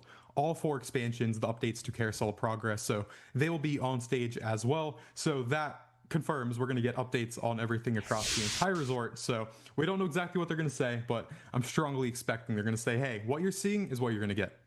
Yeah, it'll be good to get some updates on that because we haven't gotten a whole lot. You know, you can see some of the work going on. We know it's some of the things that are happening in the background, but I do think it'll be helpful to get an update on where things stand and where things are going next. Yeah, absolutely. I fully agree. And just the fact that there's been so many rumors about some of these projects that's just not legitimate by any means, this really gives Disney the perfect chance to set the record straight of what they are envisioning for the future of Walt Disney World, Disneyland, Disney Cruise Line, all the international Disney parks tour. It's very clear of what we're going to see in the next 3 and 4 years at the parks and on the cruise ships. I think that's the absolute best thing they can do because when I'm on social media every day, some of the things I'm seeing being said about these projects is just not true whatsoever, or there's just confusion about what's happening and when these things could be opening, what the actual storylines are for each ride. So this gives Disney about 2 hours to get everything laid out for the years ahead. It's a lot of stuff back to back to back to back, but that's what people love, just kind of being there in the room or being on Disney Plus and seeing this stuff happen. It's a great time to actually understand what's exactly happening in the years ahead. So what else, Drew, before we let you go, what else do people need to know about what's coming up at D23 and some of the other things we might hear? Yeah, so I think there's 3 big ones that have stood out to me. We have August 14th. This is the first night. We have the Disney Entertainment Showcase. That's Marvel, Lucasfilm, Disney Animation, Pixar, even that Disney times Epic Games partnership, that $1.5 billion one. All of that stuff is going to be talked about at the Entertainment Showcase on August 14th. Like we talked about, Parks and Cruise Line is August 15th.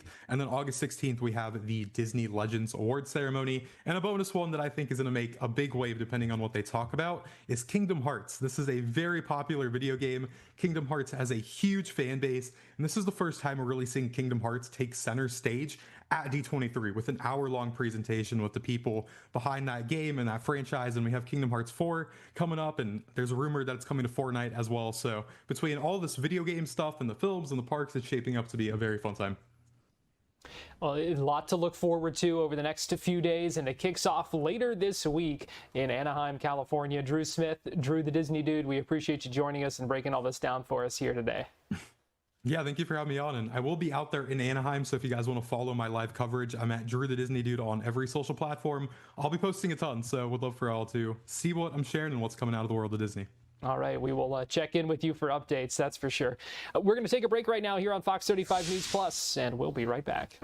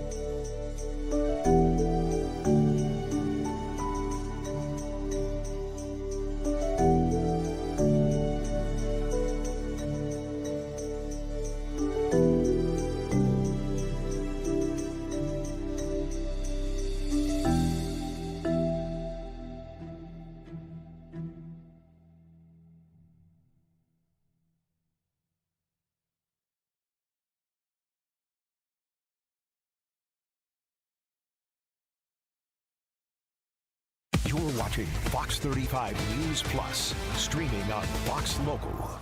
Let me give you a live look right now in Orange County at a scene where someone has been shot and killed. This is a live look at Plymouth, Sorrento, and West Ponkin roads, where earlier today, deputies had responded because there was a call of a man and woman physically fighting inside a car. The car ended up crashing. And then we're told those two people ended up continuing to fight outside of that car. Well, it was during that fight that we're told a bystander tried to intervene and ended up being shot. Now, that bystander was taken to the hospital. He has died. Detectives currently at the scene investigating right now. You're getting a live look at that scene. Quite a bit of debris there that appears to be right behind that white pickup truck. Now, we don't know exactly which vehicle. There's a couple of vehicles on the scene. There's a white pickup truck that you see there. There's also a black SUV, and we'll hopefully get to see a little bit more of the picture and the scene here. You see the forensics team doing some surveying, some crash reconstruction, taking some photos, all of those things that go into something like this. You see the crime scene tape up. This appears to be essentially right in the roadway, maybe off to the side where potentially that car crashed. As I understand it, they were the initial two people involved were inside the car and that crashed. You see two cars that look like they have damage to them. There's the black SUV and the white pickup truck kind of right at that intersection. So we're not exactly sure which vehicle was kind of the center of this, but you can see still an active scene. You can see below the pickup truck, if you kind of look underneath the chassis there, you can see some evidence markers over to the side, kind of along the sidewalk and over by the shrubs over there lining the roadway. So this happened around 8:30 this morning, and still an active scene at this point, and still some questions about what happened. We don't know anything about charges or arrest. We can tell you that everyone stayed on the scene there, and they say they were cooperating or part of this investigation. So again, this is West Ponkin Road and Plymouth Sorrento, kind of in the Apopka area. And so still continuing to be a scene there. You see the doors open to those vehicles. Again, damage to both of them. One of them, you see it kind of in the passenger side wheel well and along the front side there. And then that black SUV, so quite a bit of damage to the front hood there. So a sad story here that we are continuing to follow, trying to get some more details as well. But just to recap, we know that this happened around 8:30. A man and a woman inside one of these vehicles. Again, we're not sure at this point which one, fighting inside, and then after crashing, continuing to fight outside of that vehicle. And it was at that point that someone tried to intervene. They ended up being shot. That bystander is the one who ended up being taken to the hospital and died. So we are continuing to follow up on this. We will bring you more information as we get this. We'll keep tracking this developing story here on Fox 35 News Plus and on Fox 35 News this afternoon. Right now, we're going to take a quick break, and we'll be right back.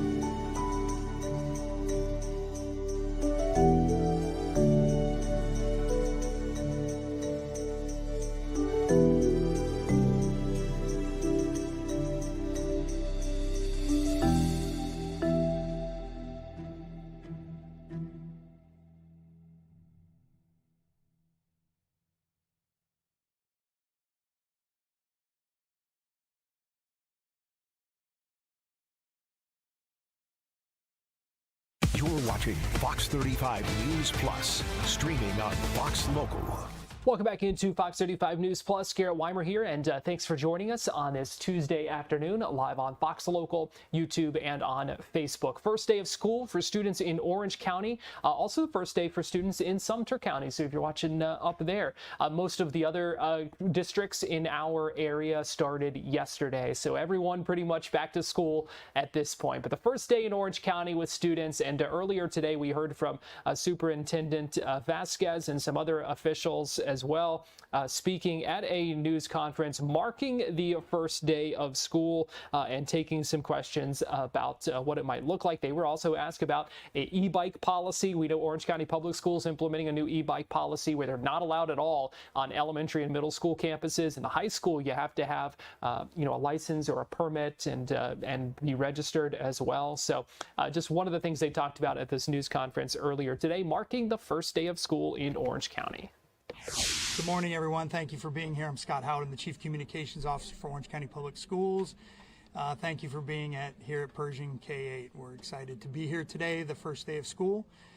Today we have Superintendent Dr. Maria Vasquez is here, along with Florida Commissioner of Education Henry Mack. So we're fortunately have him joining us today, along with School Board Member Alicia Ferrant. So I'll turn it over, bring up Dr. Vasquez and Commissioner Mack and Board Member Ferrant. Yes, District 3. District 3. Yes. Right here, right? Okay. Hello, it's great to see so many of you again. It's been a phenomenal start to the school year.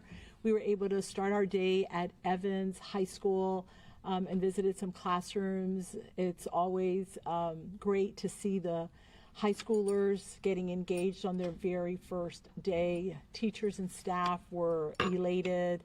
And then we visited Catalina Elementary. They had received their first A ever. There were balloons, there was music, they were clapping in the students, the families were all there. It was just amazing to see all of that energy.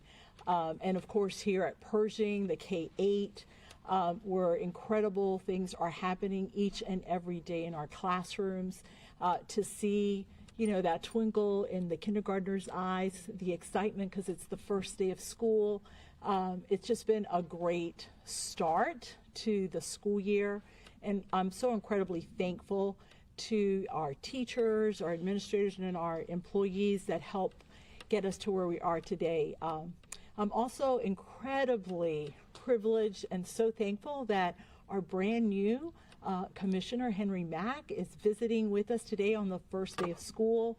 The commissioner is not a stranger to Florida. He was here previously 2 years ago and really made a mark in his role supporting college and career readiness. And now we are so excited to see his vision as he leads all of the educational efforts in the state of Florida. So I'm going to give him an opportunity to share some words. Thank you so much, Dr. Vasquez. It's great to be here. Good morning, everyone. Yes, just wanted to say thank you to the teachers, thank you to the staff, thank you to the principals, and everyone that makes learning the critical aspect of our society by way of providing opportunity, by way of providing insights, and by way of providing the knowledge, skills, and abilities that students and adult learners, frankly, need in order to find themselves on a pathway to prosperity and to allow our economy and our nation to thrive at the level that we all want it to.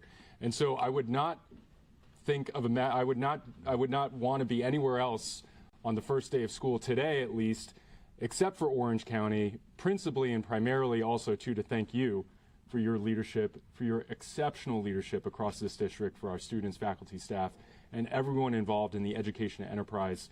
Dr. Vasquez, I've known you, yes, for a number of years, and often looking to you for your leadership, for your mentorship, and for your insights, again, on how we can do things even better in the state of Florida, which is hard given the fact that Florida is, I think everyone knows, number one on nearly all accounts, number one in higher ed, number one in education generally speaking, number one in choice education, number one in parental empowerment, as well as realizing historic graduation rates at the high school level above 92%, realizing historic gains on ELA and math across all grade levels above 60%.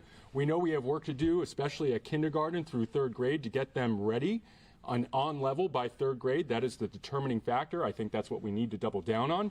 But we also, I think, need to appreciate the fact, and I was talking to the board chair, that it can be a both and proposition, at least in terms of empowering parents to choose what's best for their kid, as well as uplifting and doubling down on public school education. It doesn't need to be an either or proposition. We can have both excellent public schools and choice across the board. And I think, again, the competition improves everyone. Competition rises, or rather the tide rises all boats, at least in terms of how competition can drive quality.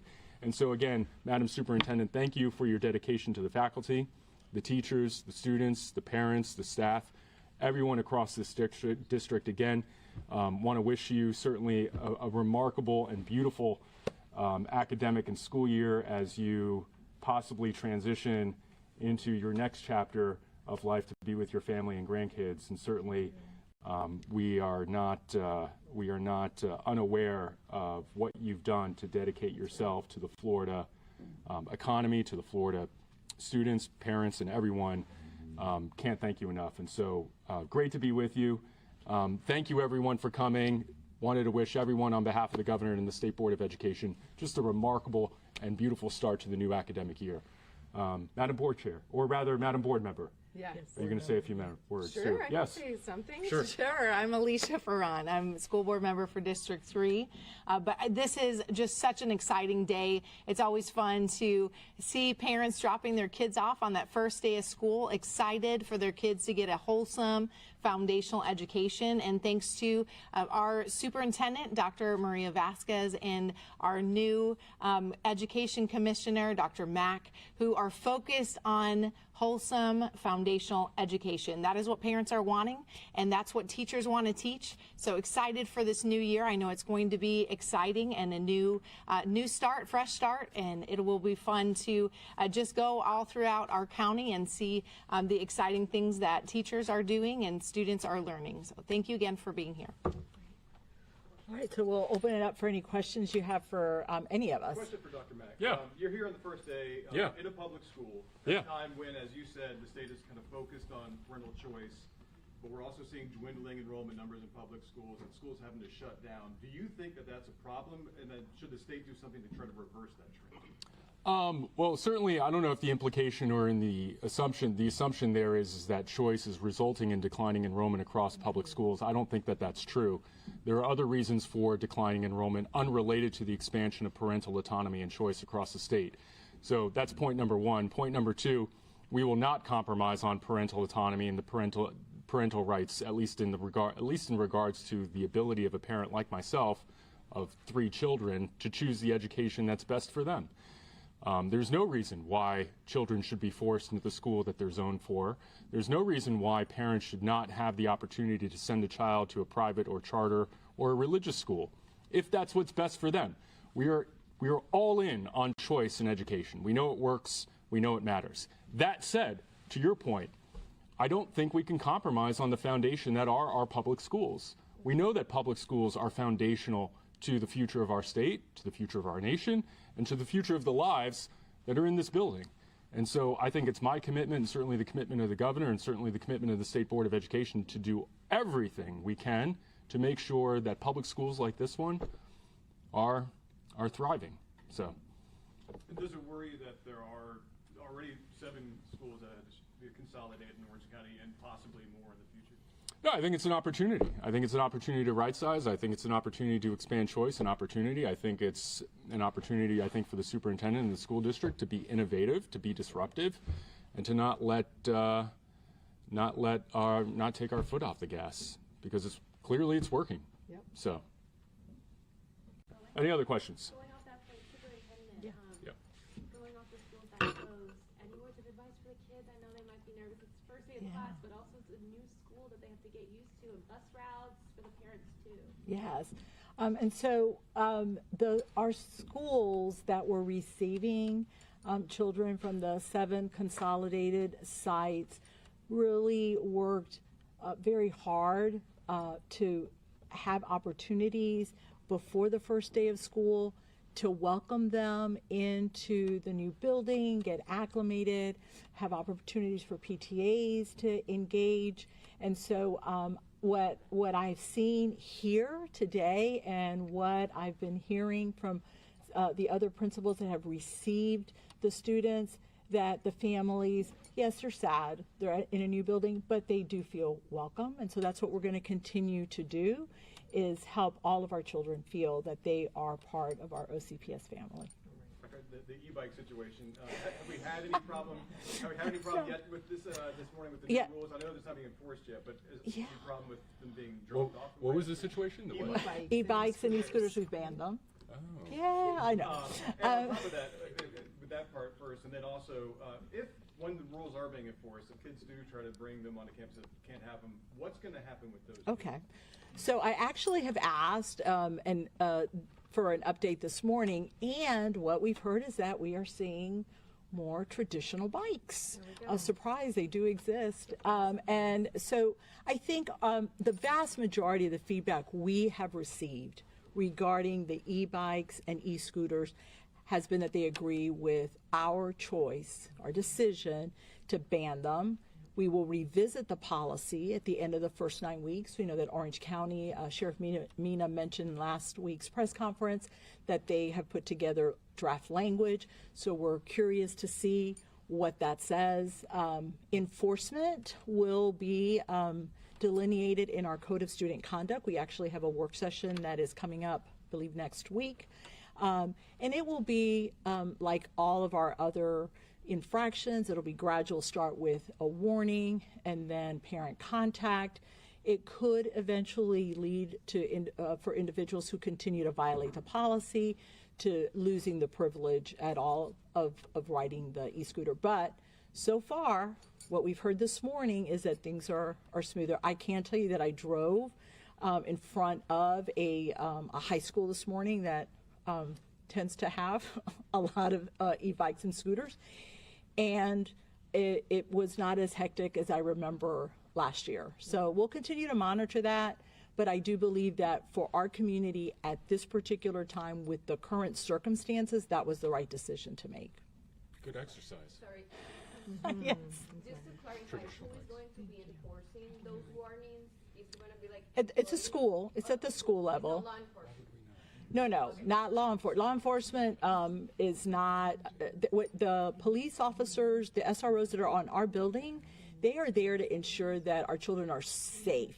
They are not involved in the day-to-day aspects of the discipline. So the warnings will be issued by the school employees? The school employees, and we are giving them until the Tuesday after Labor Day to get acclimated and find out how they are going to get their children to school. So there's a little grace period. Another question. I'm from Telemundo, so if you can say some words in Spanish for the families, especially about security for Hispanic kids and families that might be afraid. Yeah. Bueno, lo que les puedo decir a nuestras familias es que nuestras escuelas están bien seguras. No hemos tenido problemas el año pasado, el año está empezando ahora, pero nosotros tenemos las escuelas más seguras, en mi opinión, de cualquier distrito. Trabajamos muy bien con la policía para asegurar que todos estén en un sitio que pueden aprender sin tener preocupaciones. For nada. Any other questions? Just one more thing for me. How are you feeling? How are you reflecting on today as your first day of school as superintendent, and what position do you hope to leave the district in on your departure? For the record, I tried to convince her to stay, but yeah, you did. It was bittersweet. I was getting ready, this morning, and just reflected on actually my first. I remember, and you were there on my very first opening of school. I feel very proud of the work that we've been able to accomplish, the school board, under the school board's direction. I think we can point to a lot of things that we have improved, not just our school grade, not just our scores, but, expanding choice options, looking at unique ways that we can play in the sandbox with the new choice options that are available, and I do believe that we're not going to see choice go away. I think it's something that's going to continue to expand, and we need to be able to find unique ways where we can partner. I do believe that advocating for dollars and less restrictions so that we're all on the same level playing field is going to be critical for us to truly have a competitive system where we learn from those that are doing it the very best way. We learn what our parents want, but then we're not at a disadvantage because, for example, we are required to transport children who live outside of the 2-mile radius, but we're not I think we receive about 50% of the funding. And so when I say equal funding, I just want us to all be on that same level playing field. And the accountability, I think the state of Florida is a leader in accountability, the new accountability system that allows us to see how students are doing at the very beginning of the school year, make adjustments, get another snapshot in the middle of the school year so we can see if we're in the right direction, and then again, that final outcome. And for us, it's been a game changer. We're an A district for the 3rd consecutive year, and for the 2nd year in a row, we don't have any schools rated a D or an F. Congratulations. That is thanks to the incredible work of our teachers being able to look at data, spend a lot of time planning, making adjustments, building those relationships with the students and with the families that we serve. And so I hope that we're going to continue to look at innovative ways to provide opportunities for our children, regardless of what their pathway is, that they can find those courses, those experiences within Orange County Public Schools. And I'm incredibly grateful to our community that has been such a supporter of public education. They've supported the 1 mil, the half penny. We see parents like in schools like this that volunteer. They are there to help us provide the very best education for them. So, if I might, one thing that the superintendent has led on, you've always sort of approached the world as a both-and proposition, as I said earlier. It doesn't need to be an either-or scenario between choice and public schools. It can be both. The other thing that you've done remarkably well, and I just want to elevate, is the emphasis on career and technical education, and the idea that not everyone needs to default to the College for All model as the only option for opportunity. Orange County Public Schools has done remarkable work in career and tech ed, both through your technical colleges, but also in the high schools and even at the middle school level, where you are offering industry certifications, work-ready skills, credentials that are of value to an individual to enter the workplace outside and apart from immediately entering the university system. As great as that is, again, Orange County Public Schools, I think, is a testament to what's possible, at least in terms of not being an either-or scenario, but affording options and choice for everyone. So congratulations to you on certainly that.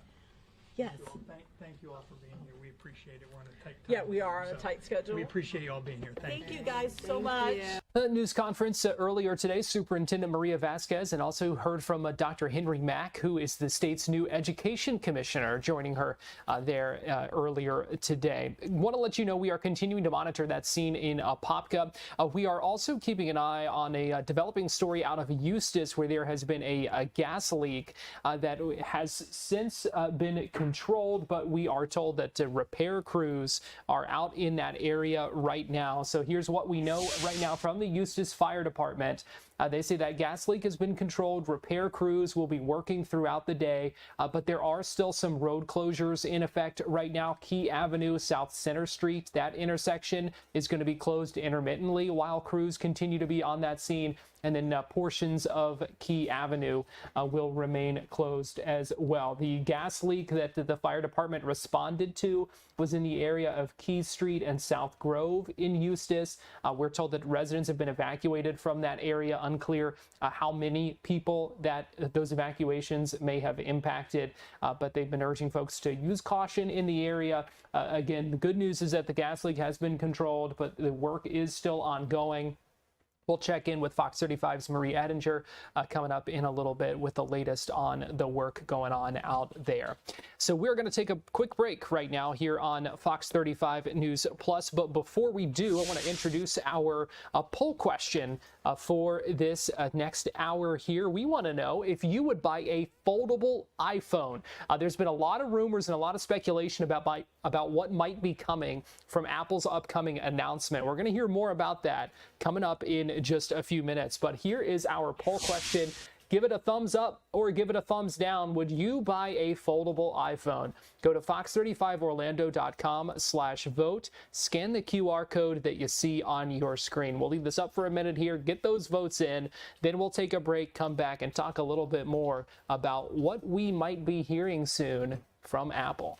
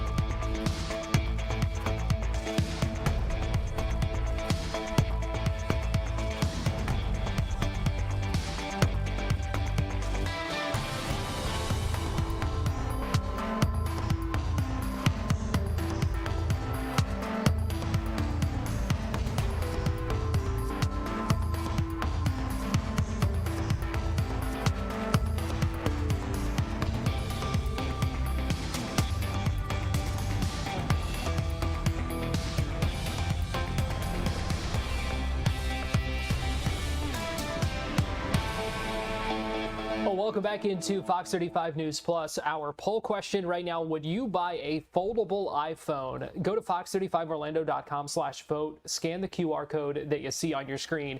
If you tried it before we went to commercial break and it wasn't working right, try it again. It is now working right. You can cast your vote. Let us know how you feel about this. Right now, it looks like no has the edge, but I am sure this will continue to change over the next few minutes. So we'll keep an eye on that as we move into our next segment, which is looking at some of the rumors, some of the speculation that Apple could announce a foldable iPhone. They are going to be giving their keynote coming up in September, and there's been a lot of talk, a lot of speculation, and a lot of rumors out there about what might come from that. Fox 35's Reina Nieves had the chance to speak with Fernando Silva from 9 to 5 Mac to break down these latest rumors, what we can expect to hear, what we might see from Apple and some of their upcoming products, and what it means for all of us out here as well. Okay, so big situation that could be happening with Apple soon, possibly a foldable iPhone. Talk to me about this. So this has been a long time coming, in my opinion. We know that Samsung, the biggest player here in the US, has been doing the foldable phones for 8 years now at this point, which is crazy to think about, but looks like Apple's finally getting into the foldable game. You know, usually Apple holds back a little bit when new developments happen on hardware and software. They kind of see what other companies do, and then Apple steps in once they feel that they can kind of perfect the hardware. And we're finally allegedly getting it in September for the iPhone Ultra, which is gonna be fun to see. How likely do you think it's gonna happen? I mean, I think it's going to be very likely, in my opinion, because from what we're hearing, Apple's iPhone event this year is going to be a little bit different because they're going to be staggering the iPhone release. So as we all know, normally Apple will release their entire iPhone lineup in one go. So last year we got the 17, the 17 Pro, 17 Pro Max. They snuck in that new iPhone Air as well. But this year, they're not going to be releasing, supposedly, the entry-level iPhone 18 or a new iteration of the iPhone Air. It's just going to be the 18 Pro, 18 Pro Max, and then this folding iPhone Ultra, I don't know what they're calling it exactly, but that's going to be the lineup supposedly come September. Okay, So okay. And regardless of whether we get a foldable iPhone or not, what kind of software updates can we expect with this new iPhone lineup? So everybody should be getting, normally after this keynote ends, Apple announces that the new version of iOS is out to the public, so you can go and install it on all your supported devices. It's going to be iOS 27, and this is the biggest year for Siri, right? Apple promised us a version of Siri 2 years ago with their initial launch of Siri AI and Apple Intelligence.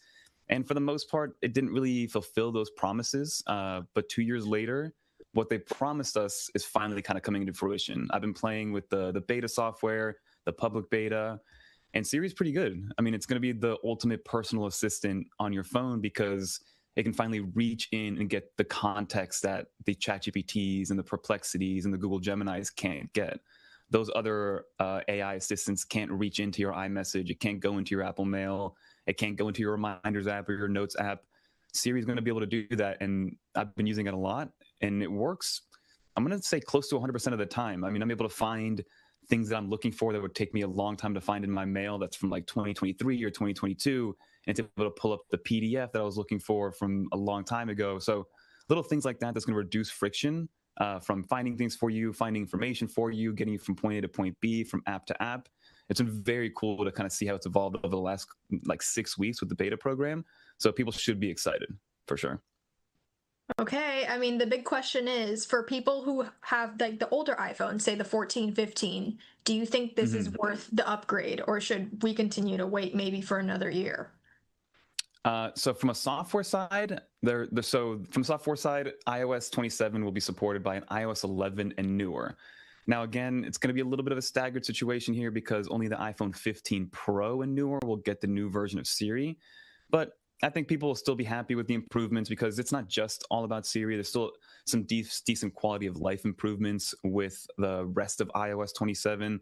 Things are snappier, things are faster, because last year Apple gave us that liquid glass revamp where they changed the UI, things were looking more transparent, and people said that it was a little bit slower, animations weren't running as smoothly as they used to. So Apple took this year to really kind of hone in on everything that, from a performance standpoint, would be better overall, even for the older phones. So even on older phones that I've tested, the update to iOS 27, it really makes a difference day to day. Like apps are opening up faster, animations are much smoother. You do get some awesome new features outside of Siri, which I do recommend you guys go check out, like being able to create new wallet passes in the Apple Wallet application. Apple Maps is getting a huge revamp. So it's not just AI and Apple Intelligence and Siri AI. That's just kind of the big headliner, but everything else I think will still be worth it. For if you don't have a Siri AI supported iPhone, I definitely think it's worth the update for sure. Okay, well, we'll just have to wait and see. Now we're gonna switch gears a little bit and talk about other products that are potentially coming. There is a smart home push coming to Apple, maybe potentially to rival some other smart home products like the Nest and Alexa. What can you tell me about that? So Apple has been pushing the Apple Home game for a little while now. Apple always has a good section of their keynote dedicated to the improvements that they've made. But again, the HomePod and the HomePod Mini haven't really been updated in a while. Apple TV, I mean, has been just a regular set-top box for a while now as well. But Apple seems to be kind of putting a big foot forward this time around because, again, Siri AI is going to be able to control your home and make it just easier to kind of naturally communicate to your assistant what you want out of your home, whether it is creating events or creating smart light situations or scenarios or setting the temperature. But the big thing here is that Apple's been rumored to create this sort of like home pad situation. So imagine a HomePod speaker with some sort of like iPad mini display to be like your central hub to be able to control your entire home. So a lot of people are going to put this maybe in their living room, in their kitchen. It'll have probably some sort of its own operating system, some version of iOS or iPad OS, or maybe a Home OS type thing where you can still use it and navigate it to maybe find recipes or look at your Pinterest boards and communicate with other accessories around the house that are in the Apple ecosystem. But I think it's just going to be a much easier way to communicate with the HomeKit application. And Apple also, inside of iOS 27, revamped the Home app, right? Things are getting a little bit more conversational with the way that you interact with it. It's able to pinpoint different things. If you have smart doorbells or smart cameras outside of your home, it's able to find out if a UPS driver dropped off a package, and it'll let you know specifically, like, hey, you have a package outside your door, just a reminder to bring that inside because it's going to rain outside in the next couple hours. So I think it's going to be a great extension of the Apple ecosystem. And I do think that it's time for the HomePod as well as the Apple TV to kind of get updates and be 2026ified, for lack of a better term. Ooh, interesting concepts to come. Last product I'll ask you about is the new Apple Watch series. What can you tell me about those? Any upgrades coming to those? Yeah, so we should be getting, again, the next iterations of the Apple Watches. So we'll get the Series 12 in both the 42 and 46 millimeter sizes, and then the Apple Watch Ultra 4. So from my understanding, there isn't going to be too much of an iterative difference here. I mean, we'll see some improvements internally. It looks like Apple's finally going to upgrade the internal chip, making things a little bit faster. But again, that's all going to be for the idea of bringing Siri AI to these small little computers that we have on our wrists nowadays that are just extensions of your iPhone. But Apple's making a big health push, if you've noticed, over the past couple of years, right? Even with their AirPods, you know, having them as hearing aids, AirPods Pro, but then also Apple always has a kind of montage of life-saving events that the Apple Watch is able to have because they're constantly monitoring you. You have hypertension alert systems, you have fall detection, crash detection. There's a bunch of different ways that the Apple Watch has really kind of come into our lives from a health and wellness perspective. I personally hope that they kind of take an approach not similar to the Whoops of the world, but I guess in that light, or Whoop and Bevel and these applications where you can have maybe Siri AI be your wellness coach or your workout buddy, which is something that they integrated last year a little bit, but kind of just to revamp that more so because there's so much health data that it's collecting on you with all the different sensors that they have. That'd be awesome to have a conversation with Siri about your health. Like, hey, should I go on a run today? Hey, should I push myself a little bit harder? Should I take it easy today on my workouts? Things like that, where you can kind of just have a conversation as your Siri AI trainer, right, for lack of a better term. And I think that's something that could be coming down the pipeline. But the form factor of the Apple Watches should remain relatively the same, just internal upgrades and hopefully better battery life overall. That's exciting stuff. Now, I want to ask you about the future of Apple. You mentioned a focus towards health. We also saw a couple of months ago these new parental controls being integrated. What does this mean for the future of the company being more, focused on our well-being and our safety? So, I mean, I'm all for that. I'm a parent of 2 young kids on the parental control side. They're still too young to be on devices like this, but I can see it down the road being extremely beneficial because, again, the internet can get kind of crazy sometimes, and being able to control to a certain extent what your kid sees and do it in a way that isn't super intrusive, where they still have privacy and things of that nature, I think is going to be a great kind of feature moving forward as these phones become more and more ingrained. I mean, they already are ingrained in our day-to-day lives, but especially with the younger generation and younger kids around schooling and whatever comes with that, it's great to see parental controls be now a main feature and a main focus moving forward. And then again, like I mentioned, from a health standpoint, it's amazing what these devices can do. These sensors are getting smaller and smaller, and so they're able to fit more into these tiny little, again, computers on your wrists. You saw Google create their Fitbit Air. You have the Whoop. You have Garmin came out with their own version of it. So having these little devices that can just monitor your wellness overall, I think can help you be proactive in terms of keeping yourself in shape, but not only that, but keeping yourself in a wellness state of mind where it doesn't have to be that you're training to be a bodybuilder or training to run a marathon. It could just be like, hey, I just want to be in shape to run around with my grandkids, right? And I think Apple is really putting their best foot forward and making that a possibility and just extending and just creating accessibility across all of their devices, whether it is on your wrist or in your ears or you're holding it in your hand. So I'm a big fan of what Apple's doing. I just hope they continue to innovate and do more on the wellness side for sure. Good. That's really good to hear. I mean, we'll just have to see what the future holds. Exactly. What product are you seeing the most hype over, and what are you most excited to see? I mean, personally, it's got to be the folding iPhone. I was lucky enough to get some hands-on time with Samsung's new Fold 8 form factor, and it looks like that's what Apple's form factor is going to be. So it's going to be more of a squashed down size. It's going to be a 5.5-inch diagonal display on the front and about, I think it's like a 7 or 7.7-inch display on the inside. But it's going to be it's going to be sold mostly around content consumption, because that's what Samsung did with their Fold 8 form factor, right? You're able to view content much more freely. You're not kind of restricted by that interesting aspect ratio when you open up the larger Fold 8 Ultra on the Samsung side. So I'm excited for a folding iPhone. It's kind of something, iPhones have kind of been the same. It's just been a slab of glass for the last 10 years at this point, or even longer. So getting a new form factor, something to kind of get excited about again in the Apple tech space, just has me seeing exactly what Apple's going to do with it. How are they going to market it to us? Why is it that they're creating it now after 8 years? I'm curious to see how they really sell it to the masses who are just the average consumer, but then also people like myself who are just always in this and kind of on the bleeding edge and early adopters too.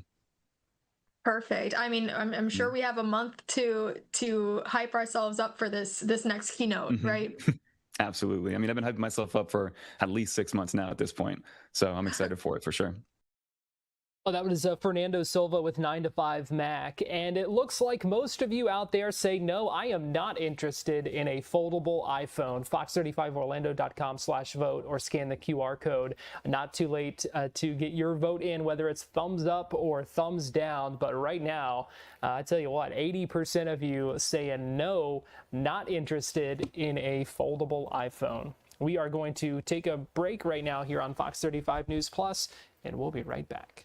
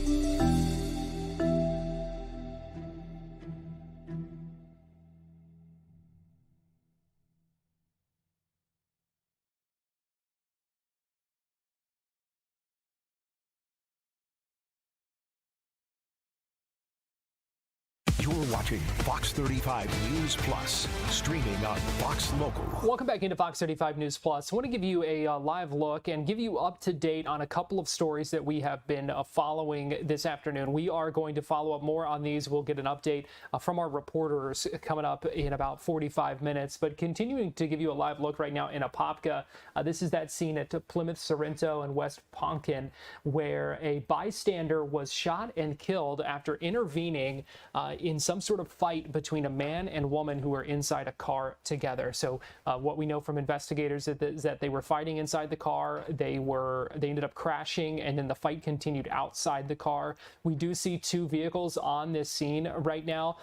Inside that crime scene tape, you also see it looks like FHP now on the scene as well. You can see one of their cruisers on the other side of that crime scene tape right now. So we're continuing to follow up on that. We are also learning more about the scene in Eustis, where there was a gas leak reported that led to some evacuations. Here's what we know about that. We just got a statement into our newsroom from TICO, and it says, let me see here.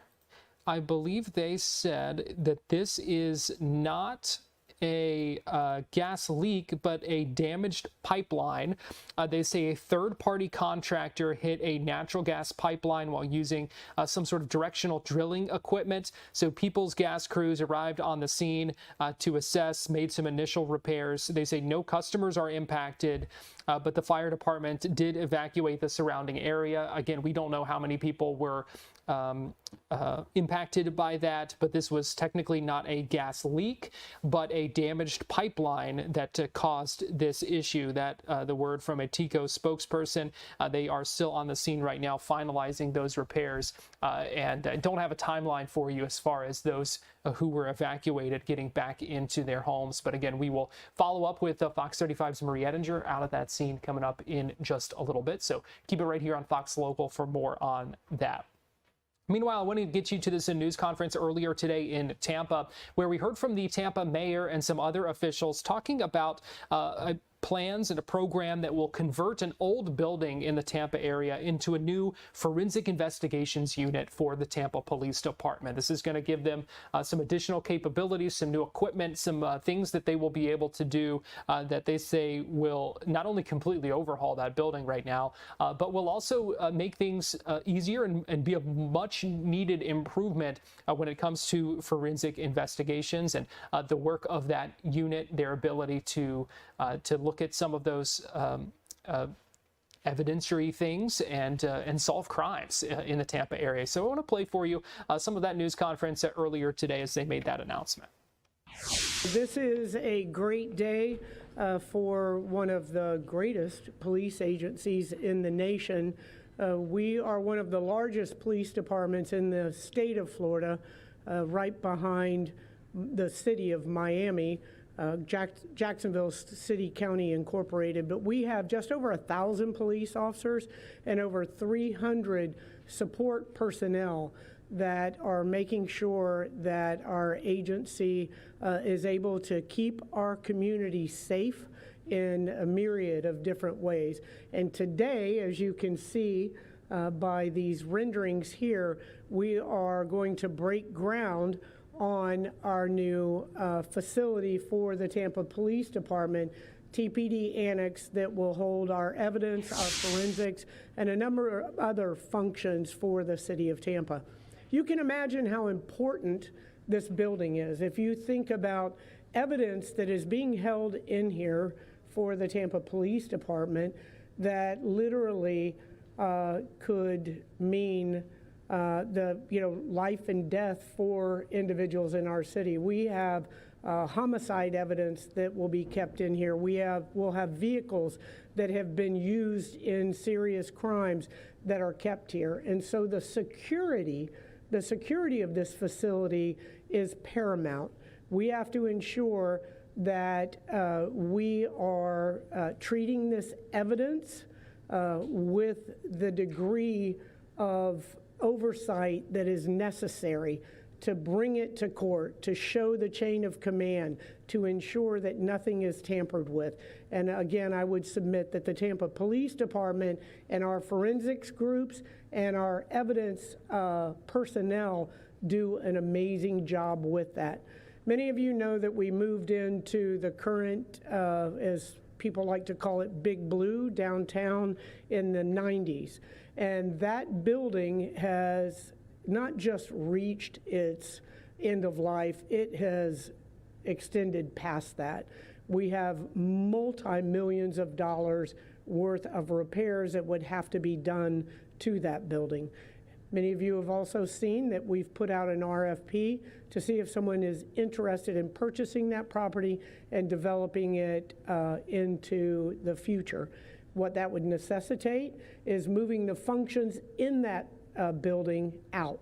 We've moved our technology, T&I group has moved out of that location into City Center, and we are looking to move our forensics and evidence to this location, and then hopefully in the near future, moving the police department to another headquarters as well. So those steps are being taken. We've been working on that for quite some time.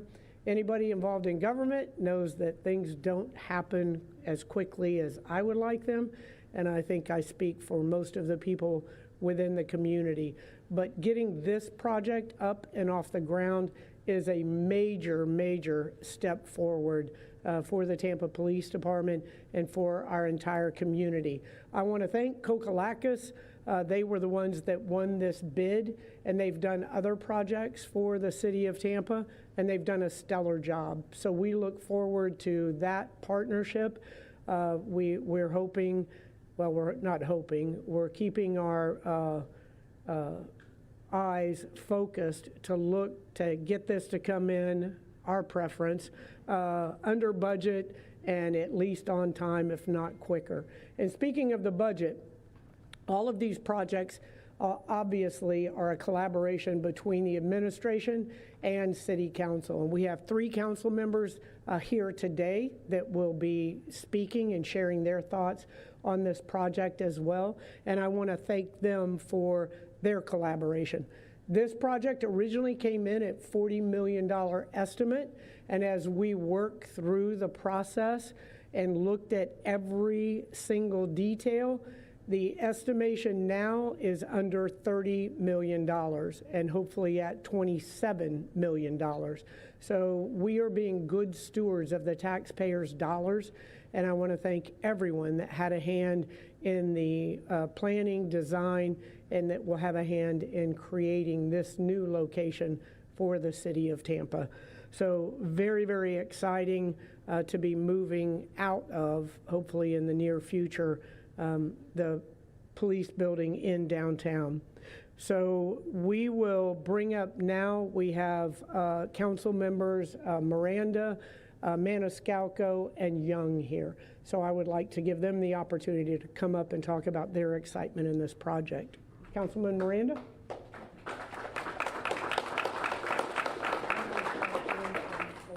Thank you, Mayor, for saying the facts about what we're at here today and what for. You know, when you look at the police department, what the mayor said is accurate. We have one of the best police departments in the whole United States of America. Crime is down because of the work of the men and women, not only that do the 1,000 sworn police officers, but those behind the scenes. And behind the scenes is mainly what this is all about.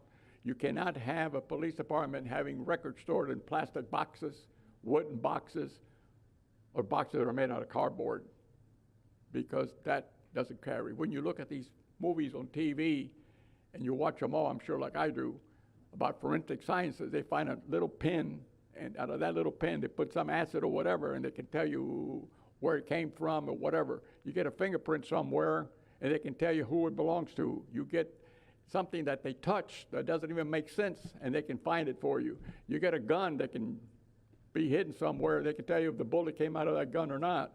But however, the storage part of it is where our problem comes in. Not that we have done anything inadequate to find the crime, is that the storage of it could be maybe questioned in the law of court, and you may not have the ability to arrest a person and prosecute that person who committed the crime. This is part of it. Another part of it is also when the cars come in that were used for the crime, they will be put in a secured place behind a fence so that that car is also part of the evidence. I want to thank the mayor and the council members and all of you for being here. You know, you're no better than the support you have from the citizens you serve. So I want to thank them and everyone here. Thank you very much, and God bless each and every one of you.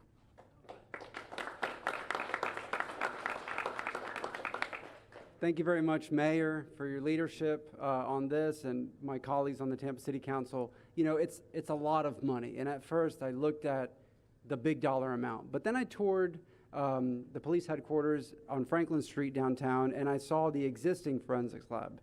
And with the city of our size and the police department that we have, and if you would see it, you would realize that this is a need, not a want, and it's a worthy investment to making sure that the evidence is stored properly and it's not mishandled, that it's at a place that's secure, because you know, the work that the men and women of the police department do is very complicated when it comes to solving cases. We want to make sure that they deliver the best quality of service as they do. And with the city of our size that continues to grow, and with the police department that's as successful as it is, and the reduction in crimes that we've seen, this is something that will continue to pay dividends for many years to come. So I'm excited about this project. It's something that we need.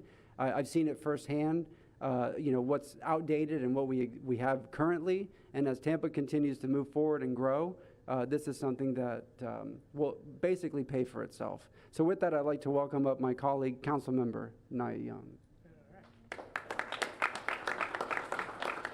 Good morning. My colleagues, Councilman Miranda and Maniscalco, really covered a lot. I will say, I don't know about you two, but I think hearing under budget at this point sounds very nice. But I think this is going to be really fantastic. And, you know, as our city is continuing to grow, our public safety is extremely important. And so to the men and women, you all that put your lives on the line to make sure that we are safe and that people feel safe in our communities is really important. And so I haven't toured it yet, but I'm looking forward to, and thank you all so much for being here. Thank you so much. And well, when they came up, I told the rest of them that I was going from old to young, literally and figuratively, in the council members. So love it. All right, next we have Acting Chief Brett Owen. Thank you, Mayor. We were excited to kick this project off. It's been a long time in the works.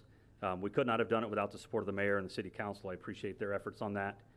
This facility will help streamline our process significantly. As some of you may know, we've split the last 30 years between our old facility at McKay Bay and our headquarters downtown. This process will bring everything from our evidence and our forensics unit under one roof, meaning that they won't have to go to McKay Bay, collect the evidence, bring it downtown to process. It will all be done in-house. That's going to streamline the processes, make it more efficient. This building will be upfitted with new filtration systems and new evidence processing units, which will help them be more efficient with it, do better outcomes with our evidence, and protect our cases for the courts. It is important to understand that this process is significant.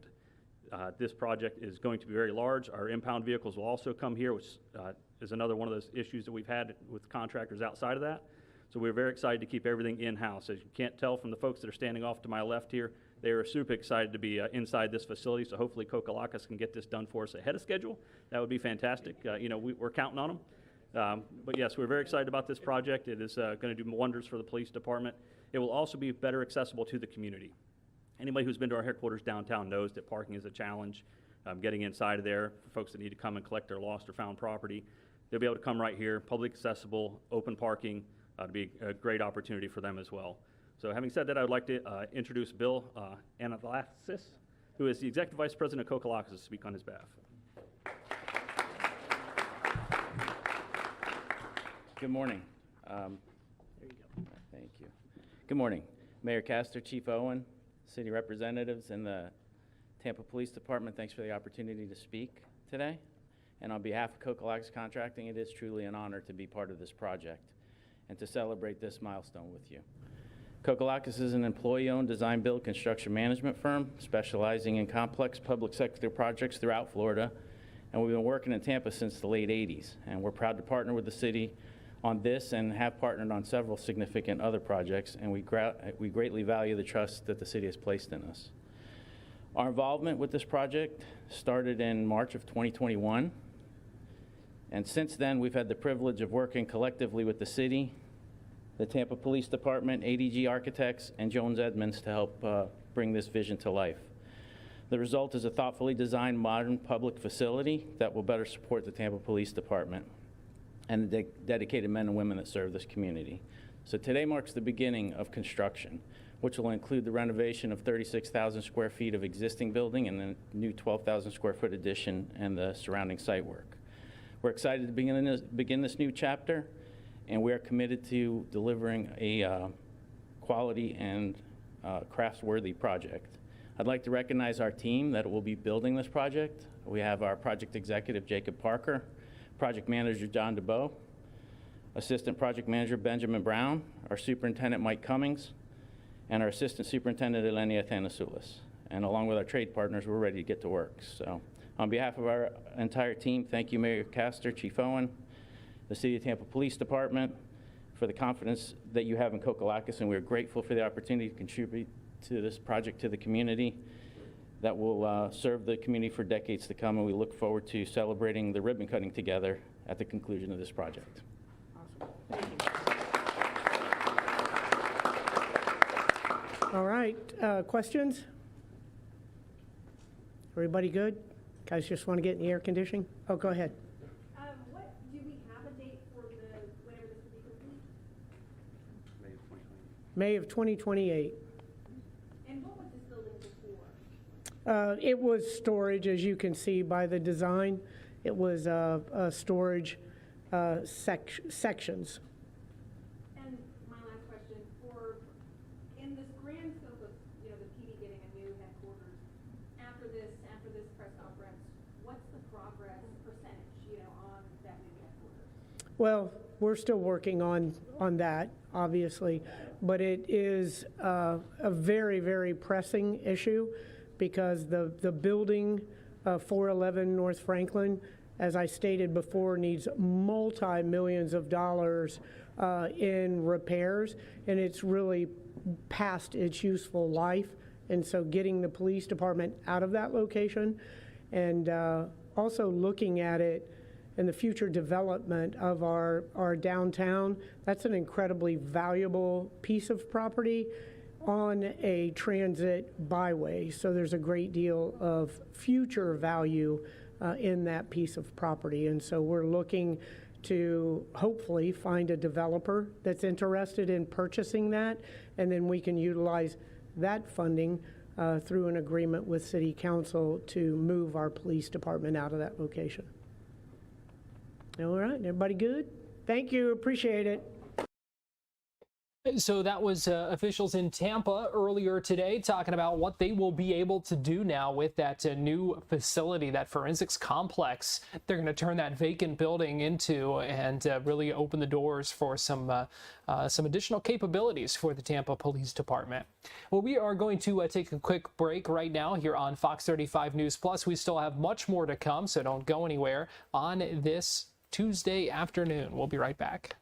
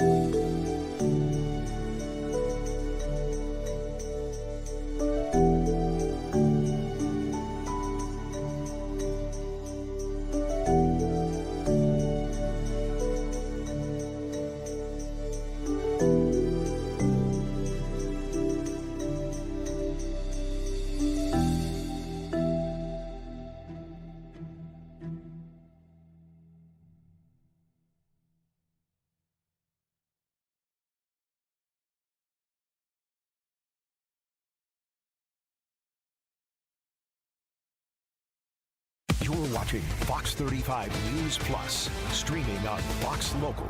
Welcome back into Fox 35 News Plus. Garrett Weimer here, and thanks for joining us on this Tuesday afternoon.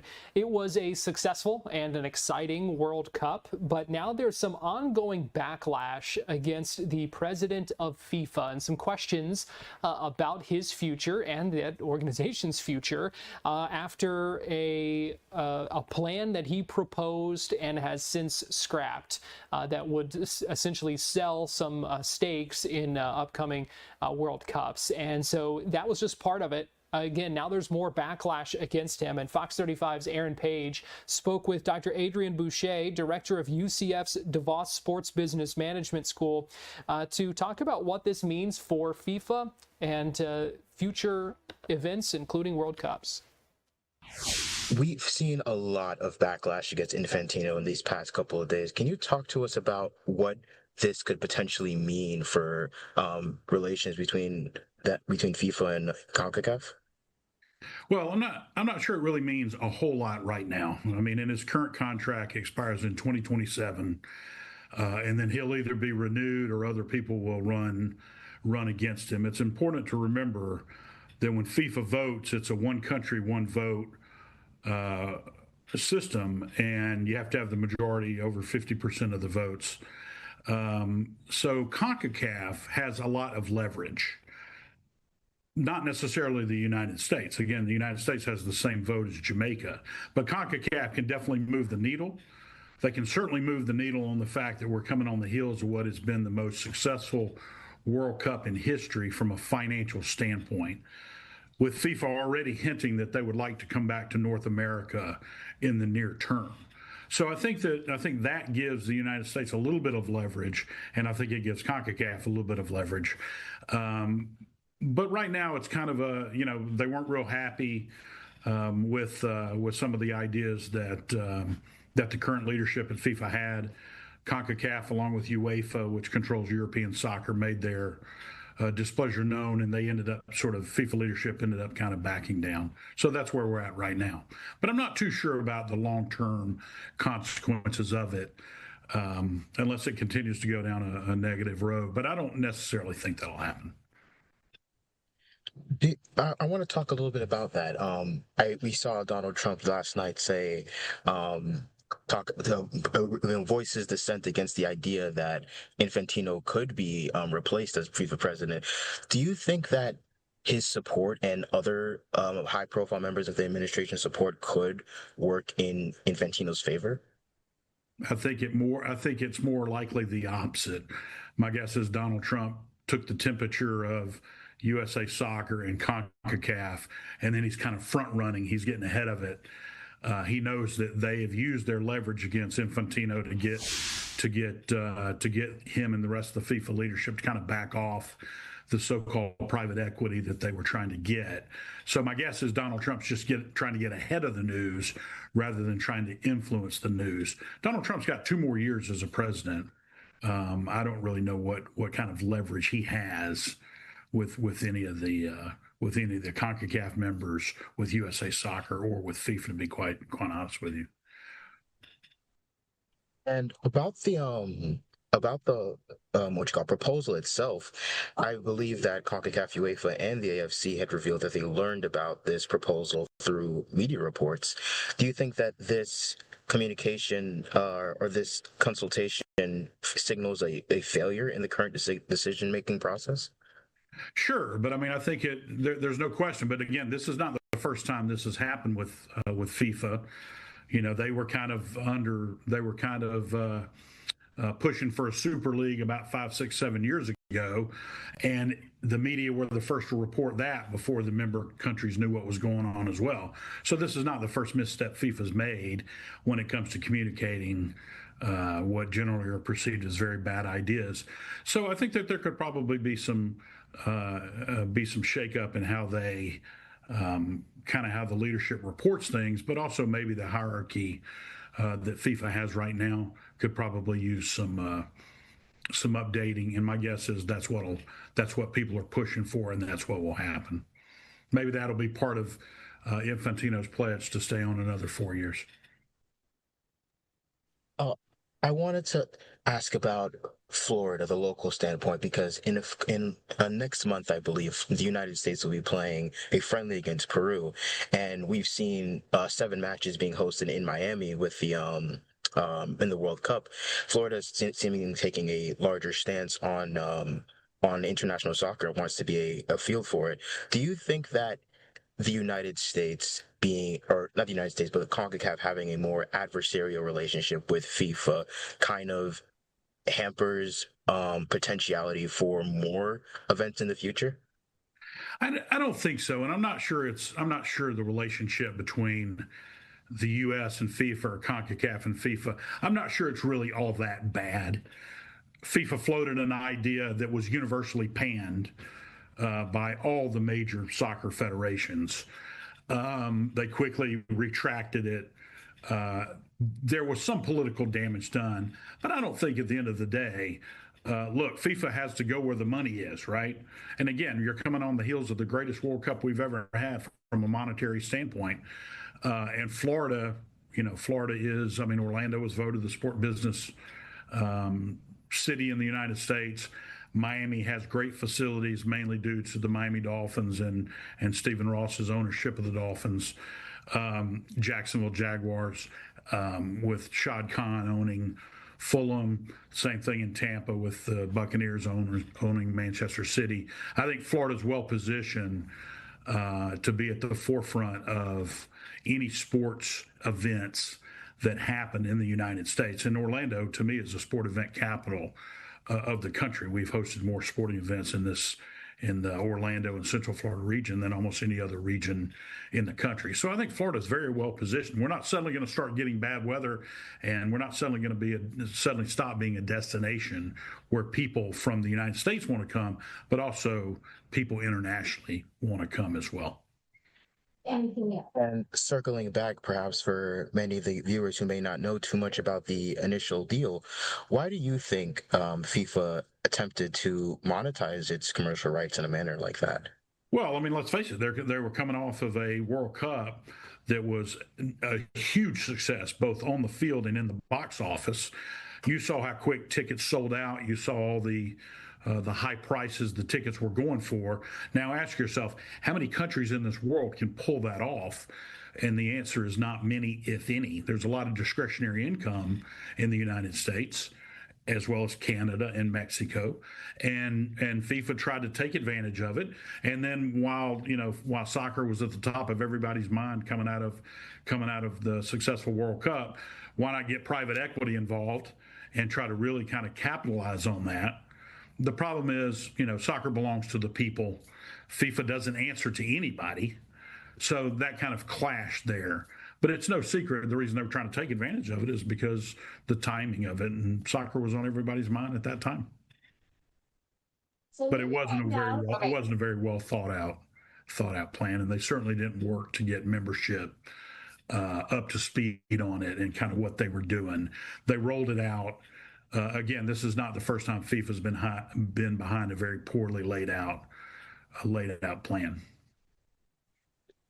Yeah, for sure. And one last question before I let you go.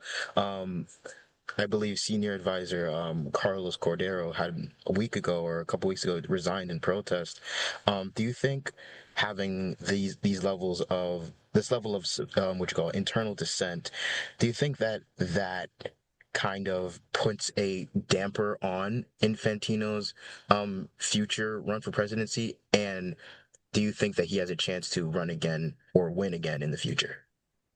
Well, certainly. I think that people are suddenly looking at FIFA as, hey, is this the best they can do? Coming off a hugely successful World Cup, is this as good as it's going to get? And is this really a true measure of his leadership?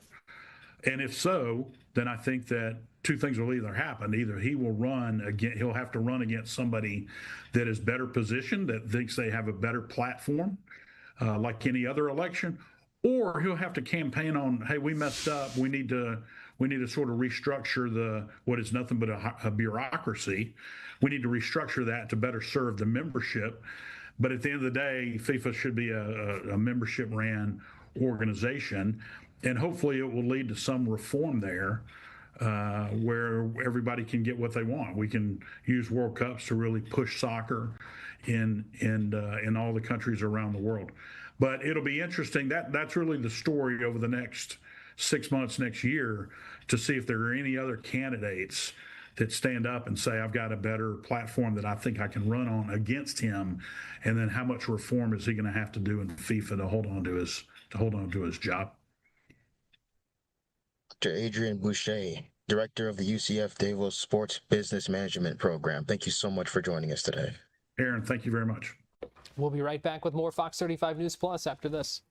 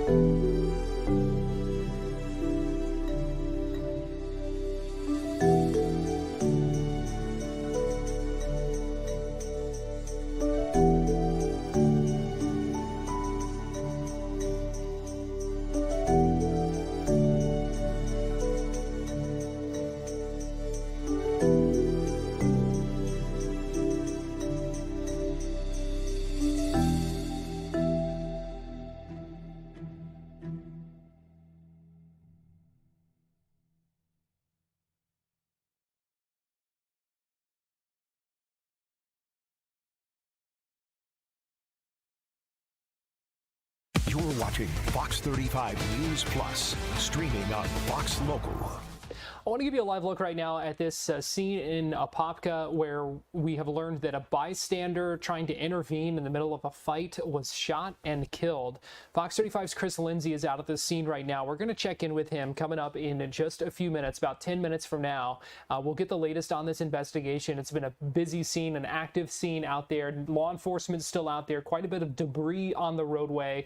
We've seen photos being taken. Crime scene tapes still up at this intersection right now. And you see two vehicles still on the scene, a pickup truck, that white pickup truck, and then the black SUV as well. So still some questions about what happened here. We're working to learn more, and we'll check in with Chris coming up in just a little bit. Let me also give you a live look right now in Largo. It is the home stretch of the primary campaign, including in the governor's race, and we are waiting to hear from Byron Donalds, a congressman from the Naples area running for governor, trying to secure that Republican nomination for that. And he is today in Pinellas County, live in Largo right now at the Indian Rocks Beach VFW post there, going to be holding a Veterans for Byron Get Out the Vote rally in Pinellas County. That is scheduled to get underway any minute now. They did the Pledge of Allegiance a few minutes ago. It looks like folks are seated there and ready for this event to begin. And so we'll be keeping an eye on that and hoping to hear from Congressman Donalds coming up in a little bit as well.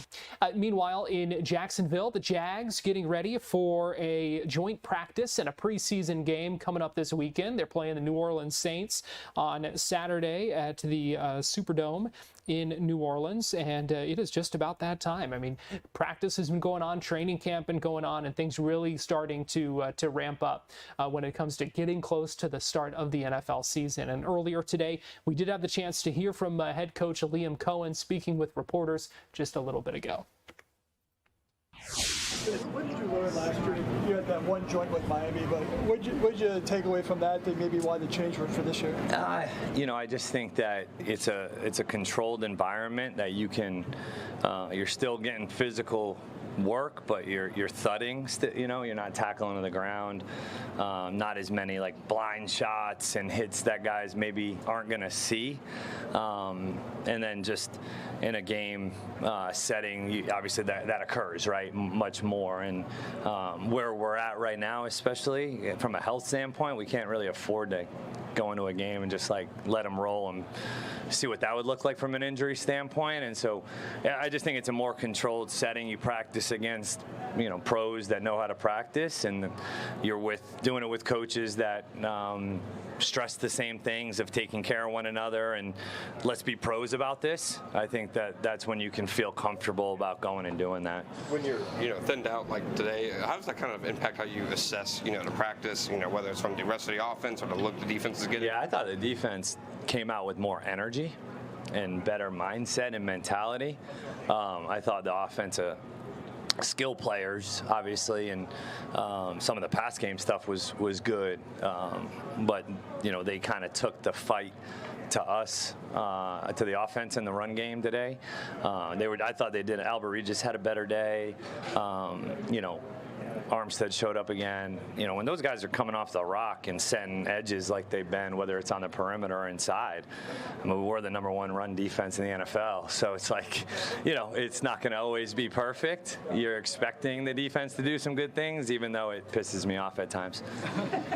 This hasn't been a more physical camp than last year, right? It's been pretty much the same. I'd say it's probably similar. At this point, I think that you got a couple guys. We got ankle. We got like a couple, not a ton of like injuries that would maybe pop up from hitting.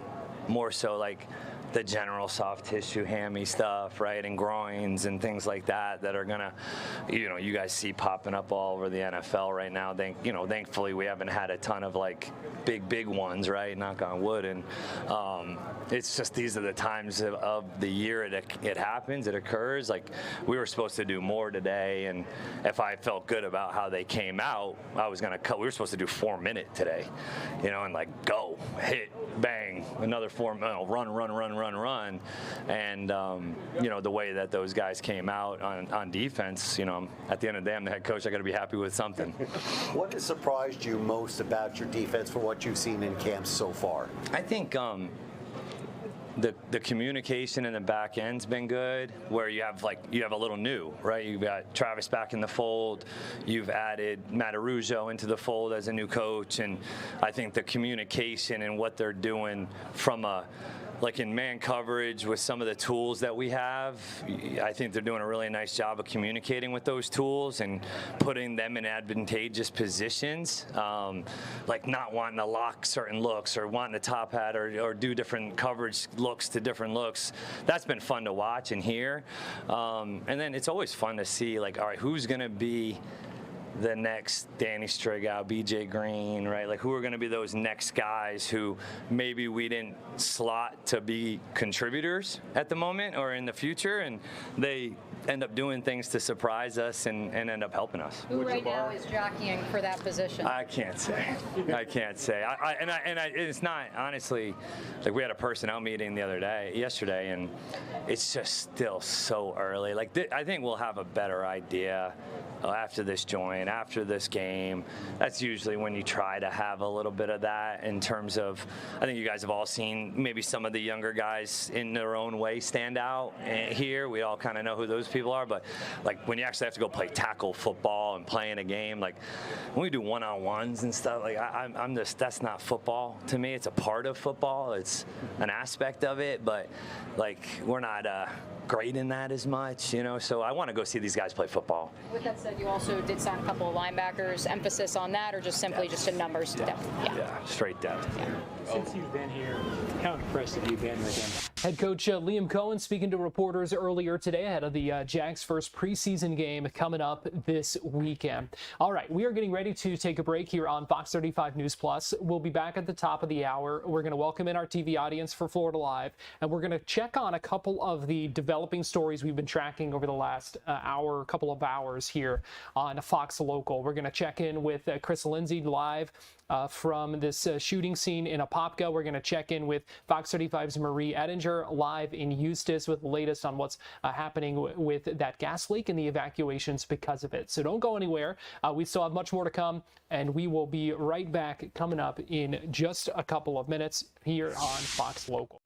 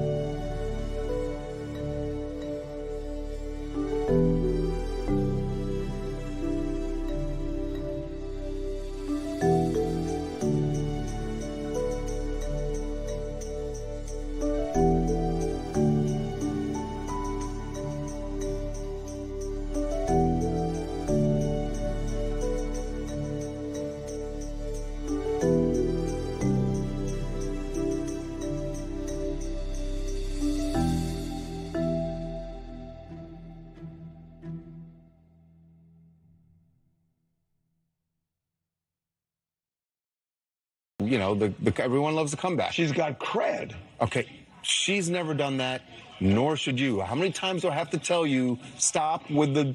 See you tomorrow. Bye.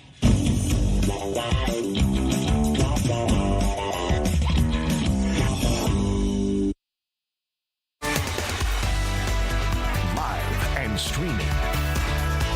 This is Florida Live. Well, good afternoon to you. Welcome into Florida Live. Garrett Weimer here, and thanks for joining us. It is 2 o'clock on this Tuesday and a busy afternoon here in Central Florida. We appreciate you joining us live on Fox Local, YouTube, Facebook, and on Fox 35 right now as well. We are following up today on a couple of the developing stories that we have been tracking over the last few hours on Fox Local. If you've been with us on Fox 35 News Plus, evacuations in Eustis after reports of a gas leak. We're getting some new details about that. We'll check in with Fox 35's Marie Ettinger coming up in just a couple of minutes. But we want to start by checking in with Fox 35's Chris Lindsay, who joins us live from Apopka right now with the latest on a shooting that happened at an intersection there. Chris, we appreciate you joining us here on Florida Live. What's going on out there right now?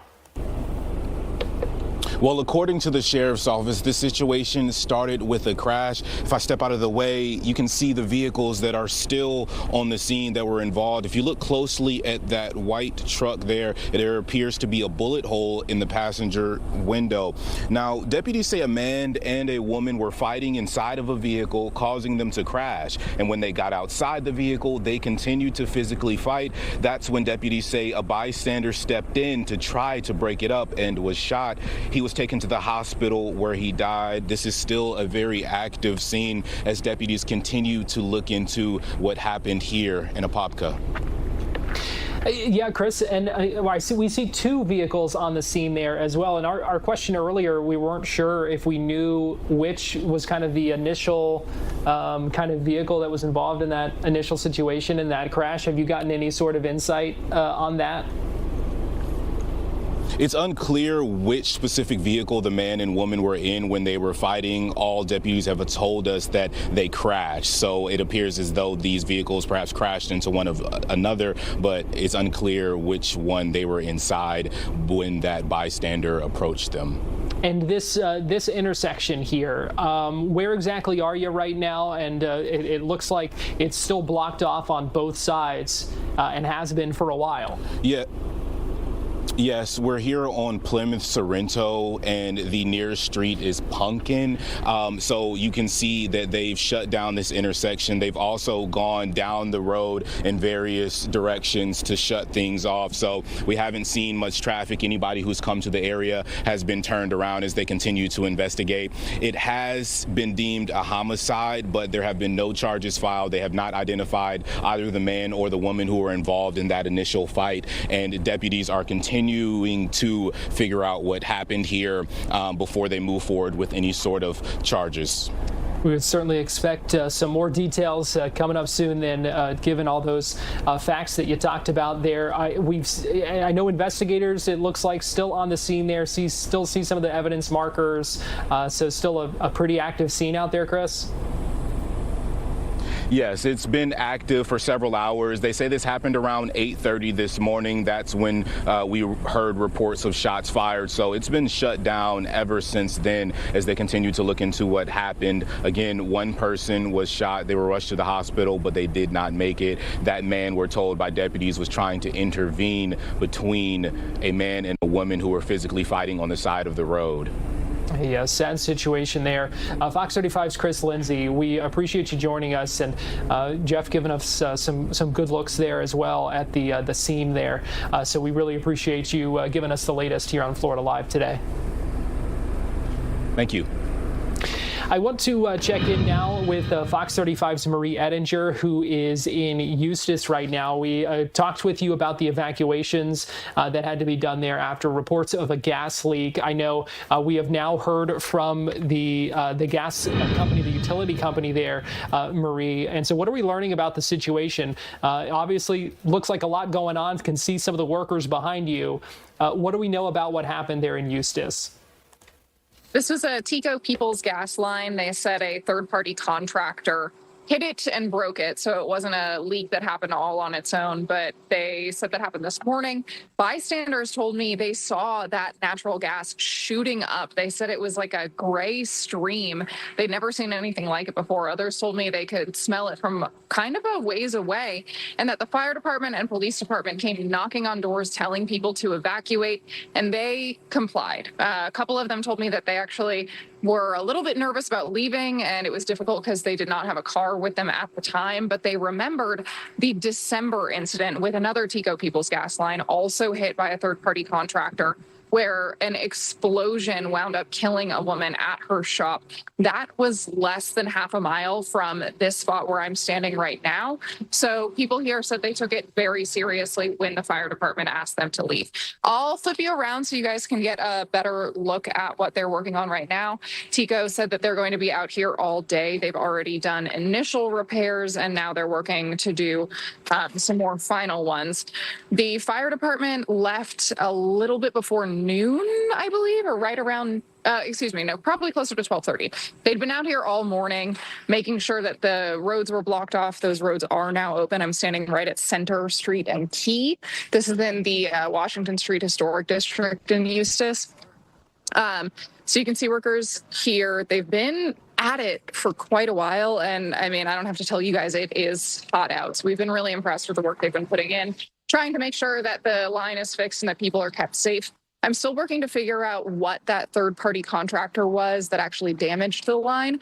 But ironically, TECO People's Gas, told me that today, August 11th, is for them what's known as 811 Day. And what that is they have a phone number, 811, that they want you to call if you are ever having any issues with your dig site. So if you have a site that you're thinking about digging up for any reason, whether it's just to plant some new shrubs or whether you're having any work done, they want you to call 811 and they will actually come out and put flags like you see on the ground here to mark where the line is. And so they're asking people and reminding people that if you're going to be digging, make sure first that there are not gas lines so you don't have issues like what's happened here. The fire department did also come out and test natural gas levels in people's yards to make sure that they were safe, but they still wanted people to evacuate just in case. A couple people did tell me that they felt a little bit nauseated smelling all of the gas, and so it was best to get out. Although, again, the roads are back open and people are now allowed back into their homes. Yeah, call in 811, actually the law before you dig. And so that is certainly an important reminder there with today being 811 day. Now, Marie, you mentioned the evacuations. Thankfully, people are able to go back now. Do we know how widespread those were in the area? It was a few blocks in this area and then limited to just one smaller intersection. And now all of this is opened back up. I am not recalling off the top of my head the exact streets for how far that spanned, but we did see it earlier. It was a few blocks. It was fairly wide, I would say. All right, Fox 35's Marie Ettinger tracking the latest out in Eustis. We appreciate you joining us here on Florida Live this afternoon. Thanks for having me. So you are now up to date on a couple of those developing stories that we've been tracking over the last couple of hours. We still have much more to come, though, here on Florida Live, so don't go anywhere. Coming up, we are going to check in with Fox 13 for our Tampa connection, get some of the big headlines in the Bay Area today. We are also going to have your Florida Live forecast, give you the latest on all this heat, some of the changes that we're going to see coming up this week. And then coming up in just a little bit, we're going to talk some Florida politics. It is the home stretch of the primary campaign, now just 1 week away from Election Day here in Florida, August 18th. Early voting already open across the state, and so ballots are being cast as we speak in a number of these races. So we've got a lot to come here on Florida Live, and coming up, before we do take a break, I do want to go ahead and pull up our poll here. We can go ahead and start thinking about the weather because things are getting hot again this week. Are you missing some of the cooler temps? Go to fox35orlando.com/vote. Scan the QR code that you see on your screen. Looks like that first vote saying, take me to the winter, or are you clinging on to summer? I will be clinging on to summer. I will take the heat every day of the week. But we want to know how you feel about it. Go ahead and get those early votes in. Scan that QR code. Go to our website, get those votes in. We'll pull this back up for you coming up in just a little bit as well, because right now we're going to take our first break here on Florida Live. So we'll be right back.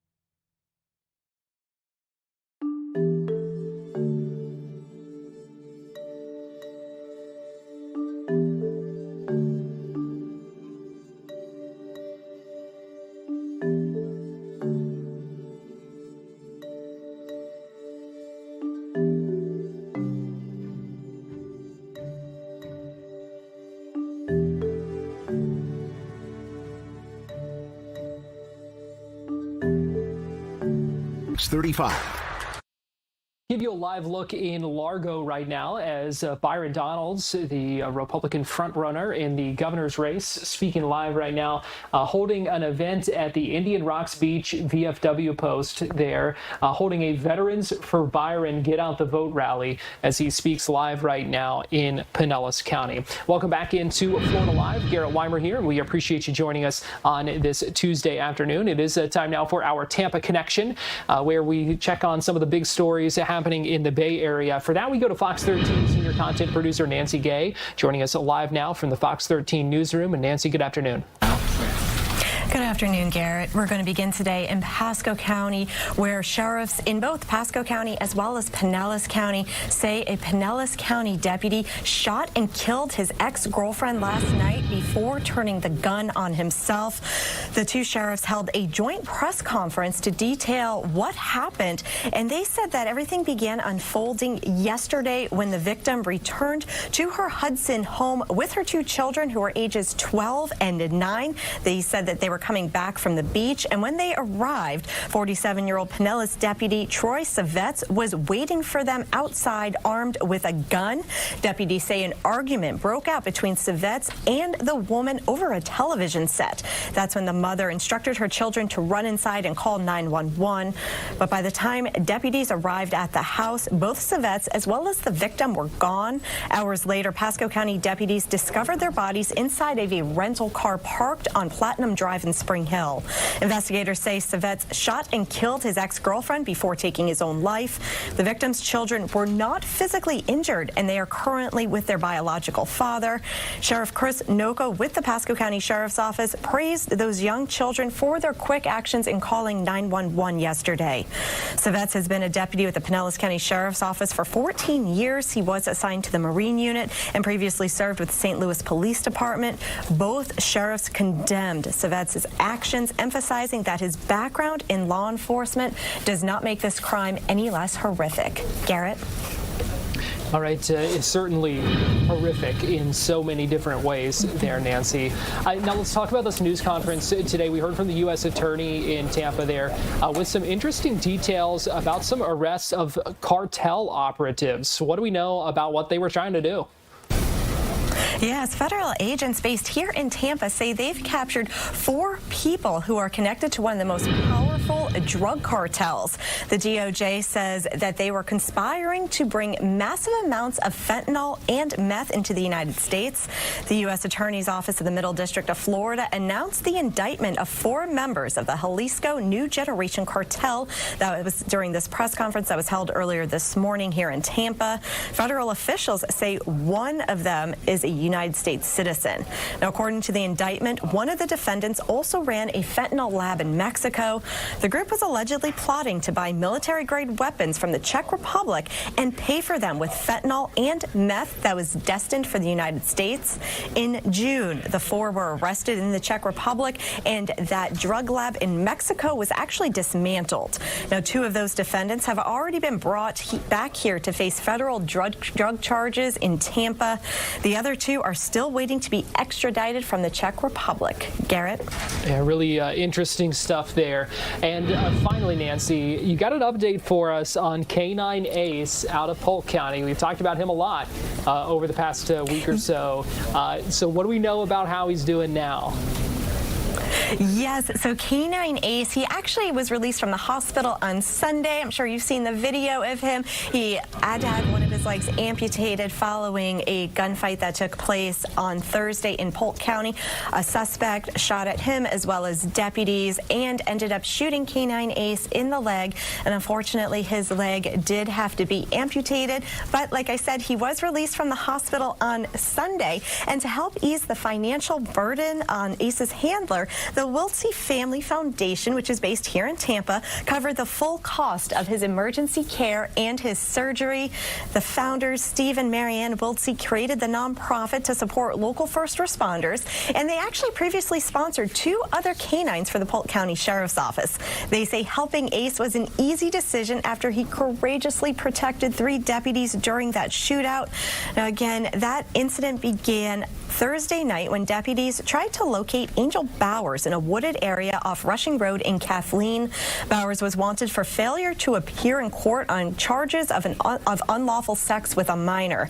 When deputies approached a tent where they believed he was hiding, Bowers opened fire from the inside.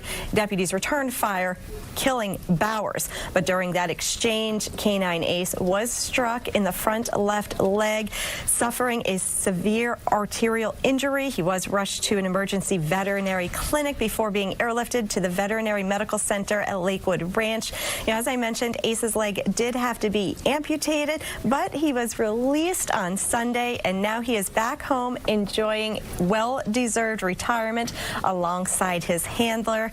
Now, on top of covering medical bills, the Wiltsey Family Foundation has also pledged to fund a replacement canine for the Polk County Sheriff's Office as Ace begins his new chapter at home. And we did just receive moments ago an update from the vet that took care of Ace, and they said that he actually received several units of blood from donations that came from different dogs, so that donation really helped save Canine Ace's life. Well, that it's so heartwarming to see that video of Ace kind of walking down the hallway. I'm sure he'll get used to being only on 3 legs, but he served his community well. Certainly a well-deserved retirement, and we wish him the best. And glad to see so many stepping up to show their support and help out.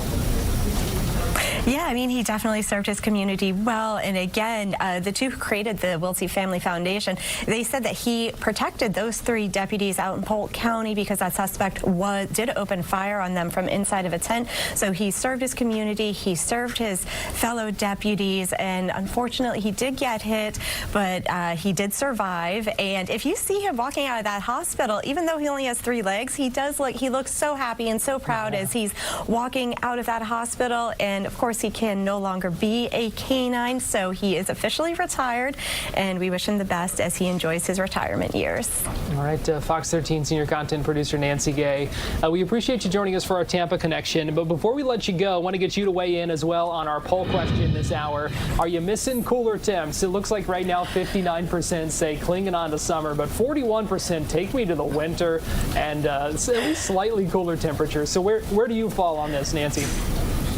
I will say I am definitely missing the cooler temperatures, and I grew up in Florida. I'm used to the heat, I'm used to the humidity, but I am definitely missing those cooler temperatures. I just feel like as soon as you go outside, you're just completely sweltering, and I enjoy being outside. I enjoy running, and I feel I can no longer do that because it is simply way too hot outside. So I am definitely looking forward to the fall and those cooler temperaters. Yeah, I'm right there with you. I'm a runner too, and even in the mornings before the sun's up, it's still as humid as it is right now. Kind of rough, but I'm in the clinging on to summer camp, so we can agree to disagree, just like our audience here apparently.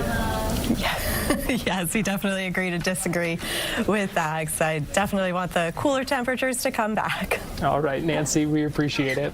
Let me bring in Fox 35 Storm Team meteorologist TJ Springer joining us live now. All right, TJ, well, like it or not, we're dealing with those warmer temperatures again. Yeah. But where do you fall on the poll here? So I have to say, this might get people a little riled up. When we were out, we love a controversial take here on Florida Live. When we were at Magic Kingdom on Sunday, I said, you know what? I wish it was 25 degrees again when we were here in February and everyone was bundled up and had their gloves and their scarves. It was just brutal. So I'm definitely in the minority here, it seems, that I am already ready for Omen Winter to make his swift return to the Sunshine State. You know, I don't mind some of the cooler temperatures, the 50s, things like that. You know, that can be refreshing. That can be nice. But I don't want the cold. I don't want actual cold. Yeah. That I don't want. I'm not looking forward to that. I'll take some of the cooler temperatures, but no way. I mean, so I have to ask you, what is your... Because when you run, obviously, like you said, it could be gross, it could be pouring down rain, it could be sultry and just hot like it is now. What's your perfect running weather? Would you rather have it be like 60 degrees or would you have it be like, 80, like 75? Perfect is probably 50 because by the end of it, they say, you're really kind of feeling probably 20 degrees warmer than it is. So if it's actually 50 degrees outside, then that's feeling pretty good. Yeah. As far as running, I would even go as cold as maybe 45. So.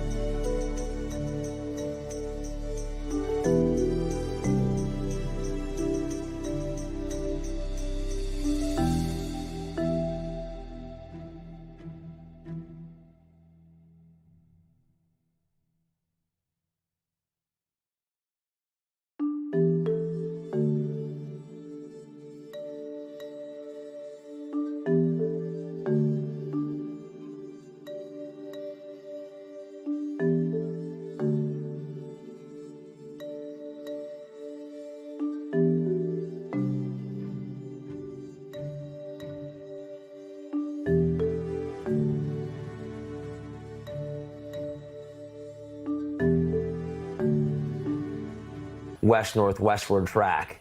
Meanwhile, what are we expecting to see here in Florida? So, right now, there is a weak frontal boundary on top of us, Garrett. It's trying to work around this ridge, that's the same one that's bringing the heat, bringing the humidity, keeping us well above normal.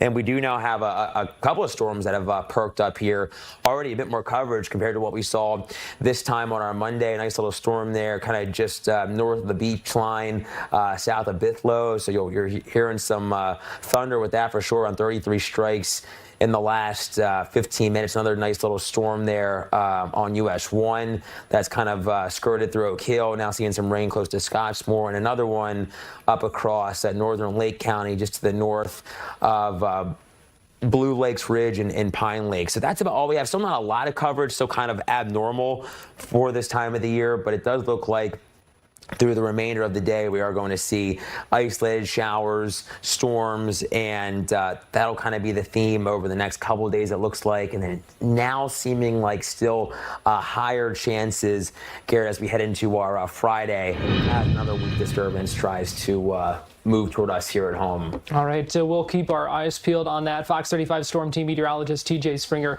we appreciate you joining us. Thanks, Garrett. I appreciate it. And we're going to take a quick break right now here on Florida Live, give you a live look at downtown Orlando on this Tuesday. We'll be right back. I was crashed into by a careless driver just south of Gainesville, and Attorney Dan Newland got me $550,000. I was involved in a bad motorcycle accident, and Attorney Dan Newland got me $900,000. I was crashed into by a semi, and Attorney Dan Newland got me $1 million. Insurance companies don't just hand that money over. If you've been involved in a car accident, I'll fight hard to win big for you, too. Call me at 407-888-8000.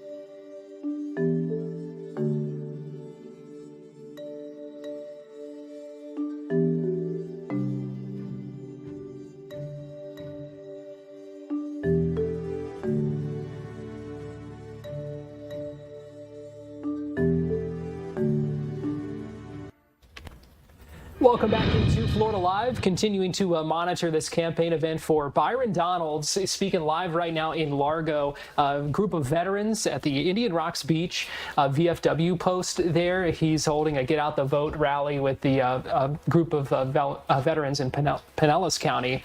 So we're continuing to monitor that as we are now on the home stretch for the primary campaign. And that means we have a lot to talk about in Florida politics today. So for that, we want to bring in our friend at Politico, Kimberly Leonard, joining us live now via Zoom. Kimberly is a political reporter. She also writes the Florida Playbook newsletter that you can get delivered in your inbox every morning. Kimberly, what a busy time to be a political reporter here in Florida. I can't believe primary day is a week away. It seemed to really creep up on us. It certainly happens fast, that's for sure. So what do we know about, let's start with the governor's race and kind of how the candidates there are kind of spending this last week. What's going on in this home stretch? Yeah, listen, the home stretch is all about getting as many people out to vote as possible, right? Turnout so far is only, it's under 8% of eligible voters. So it's not that high of those who, can vote early or have voted by mail. So you're really going to start to see the candidates stepping it up. You're going to see more money getting into their campaigns. Byron Donalds especially is already treating it like he's in the general election. I mean, he's been running ads against David Jolly, who's the front runner on the Democratic side, and he also announced a chair or co-chair in every county in the state. So that'll really help him to sort of cater these different messages.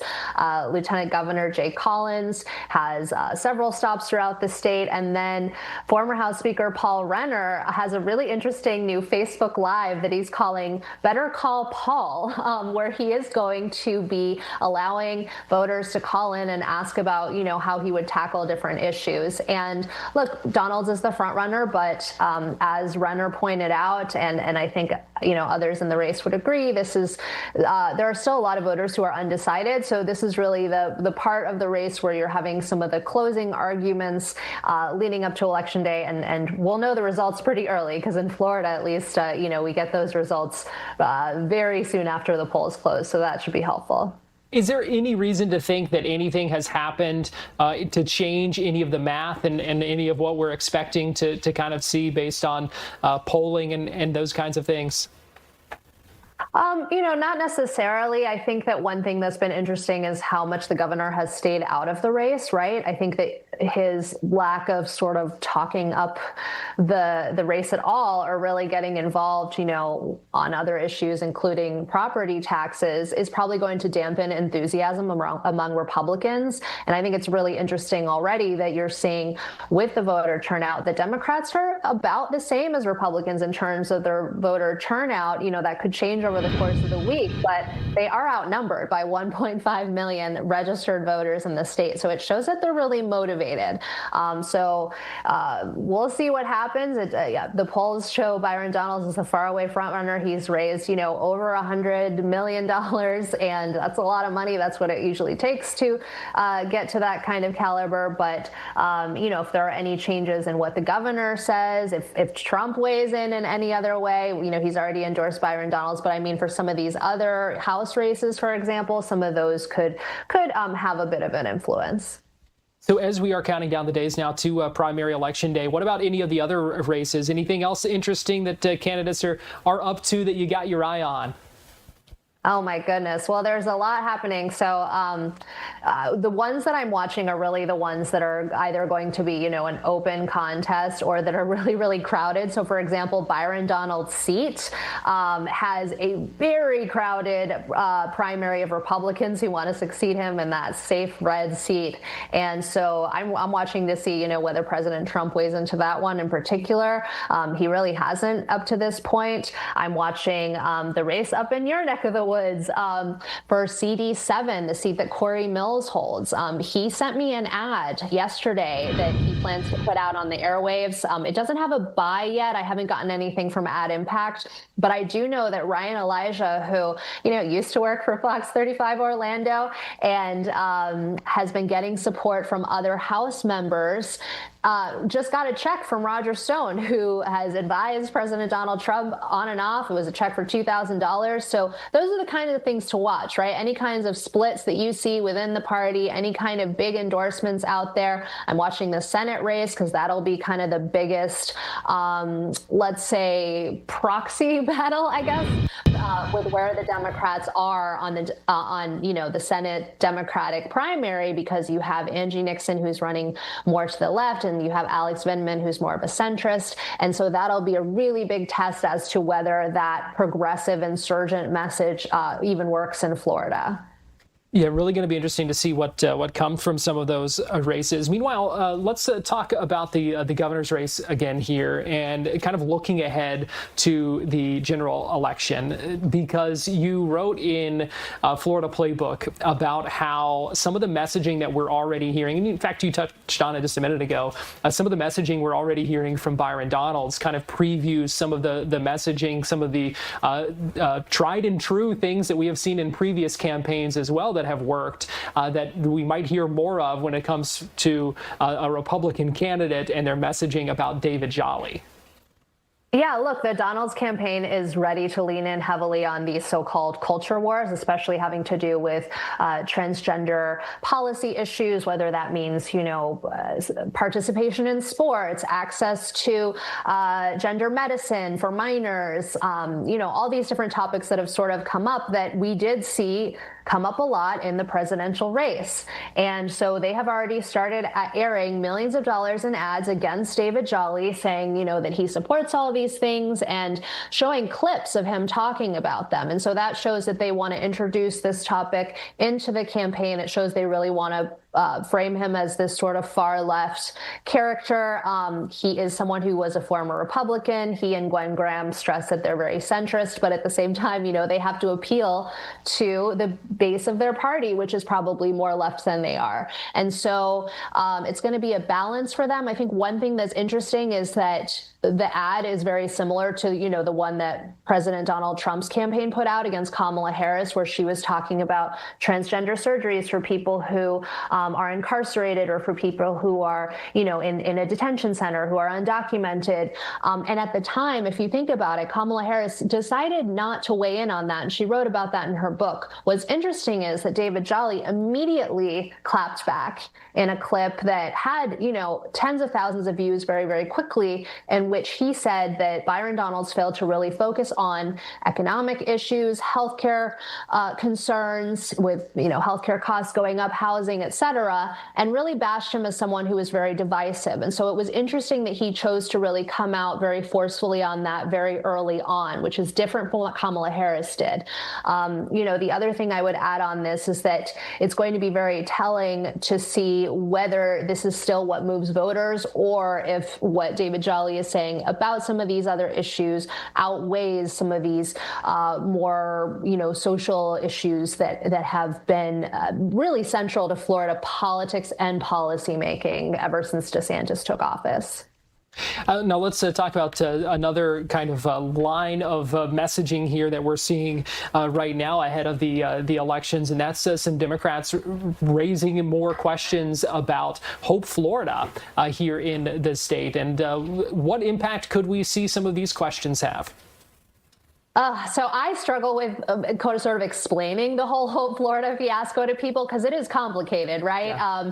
It is a charity tied to the First Lady and a program that essentially helps people get off government assistance, right? And so what happened was that there was a settlement that was done that then the money from that, some of the money from that settlement was used to go to the Hope Florida Foundation, which then sent a check to outside political committees that were working on the ballot amendment to wanting to oppose medical marijuana. And so, see, it's already kind of complicated. So I think that does make it difficult for a campaign ad, but it was something that, when Casey DeSantis, the First Lady, was thinking about running, clearly affected her decision. And now Democrats are really tying that whole fiasco to Ashley Moody, who is the GOP senator who Governor Ron DeSantis appointed to take Marco Rubio's place. And look, she hasn't been out there very much. She hasn't been talking about a lot of these issues. Her campaign took 5 days to even respond to a report by CBS Miami that pointed out that as state attorney general, she would have had some sort of role in, where those funds were directed. And so there's a lot of unanswered questions for her. And the Vindman campaign, as well as Florida Democrats, are really trying to use that to message against Ashley Moody, who, again, because she isn't very out there, because she doesn't do a lot of media interviews, voters have a lot of questions about what it is that she stands for, what her positions are. And so this is something that I don't know how effective it'll be, but it is something that, if you look at what's going on, you can tell that, okay, this is something that they're really going to be focused on. All right, Kimberly, we're just a week away now from primary election day. What's next in Florida politics? What should we be watching for? Oh, my goodness. I mean, I think more of this closing arguments, I think more of, how the governor weighs in, how President Trump weighs in, seeing how the candidates, have their sort of final say-so, right, leading up to election day. So I'll be following some of the candidates around. They'll be having various parties across the state. And, the trends to watch are what happens with progressives in this state. I'm very interested to see the demographics, right, with Black voters, especially because they have really lost a lot of the advantages that they had under the Voting Rights Act and the rights that they had. And so seeing the trends there in terms of how Black voters turn out, I think is going to be really important to keep an eye on. Kimberly Leonard, Politico reporter, Florida Playbook newsletter author. We appreciate you joining us, and always enjoy talking politics with you here on Florida Live. Thank you. We're going to take a quick break, and we'll be right back.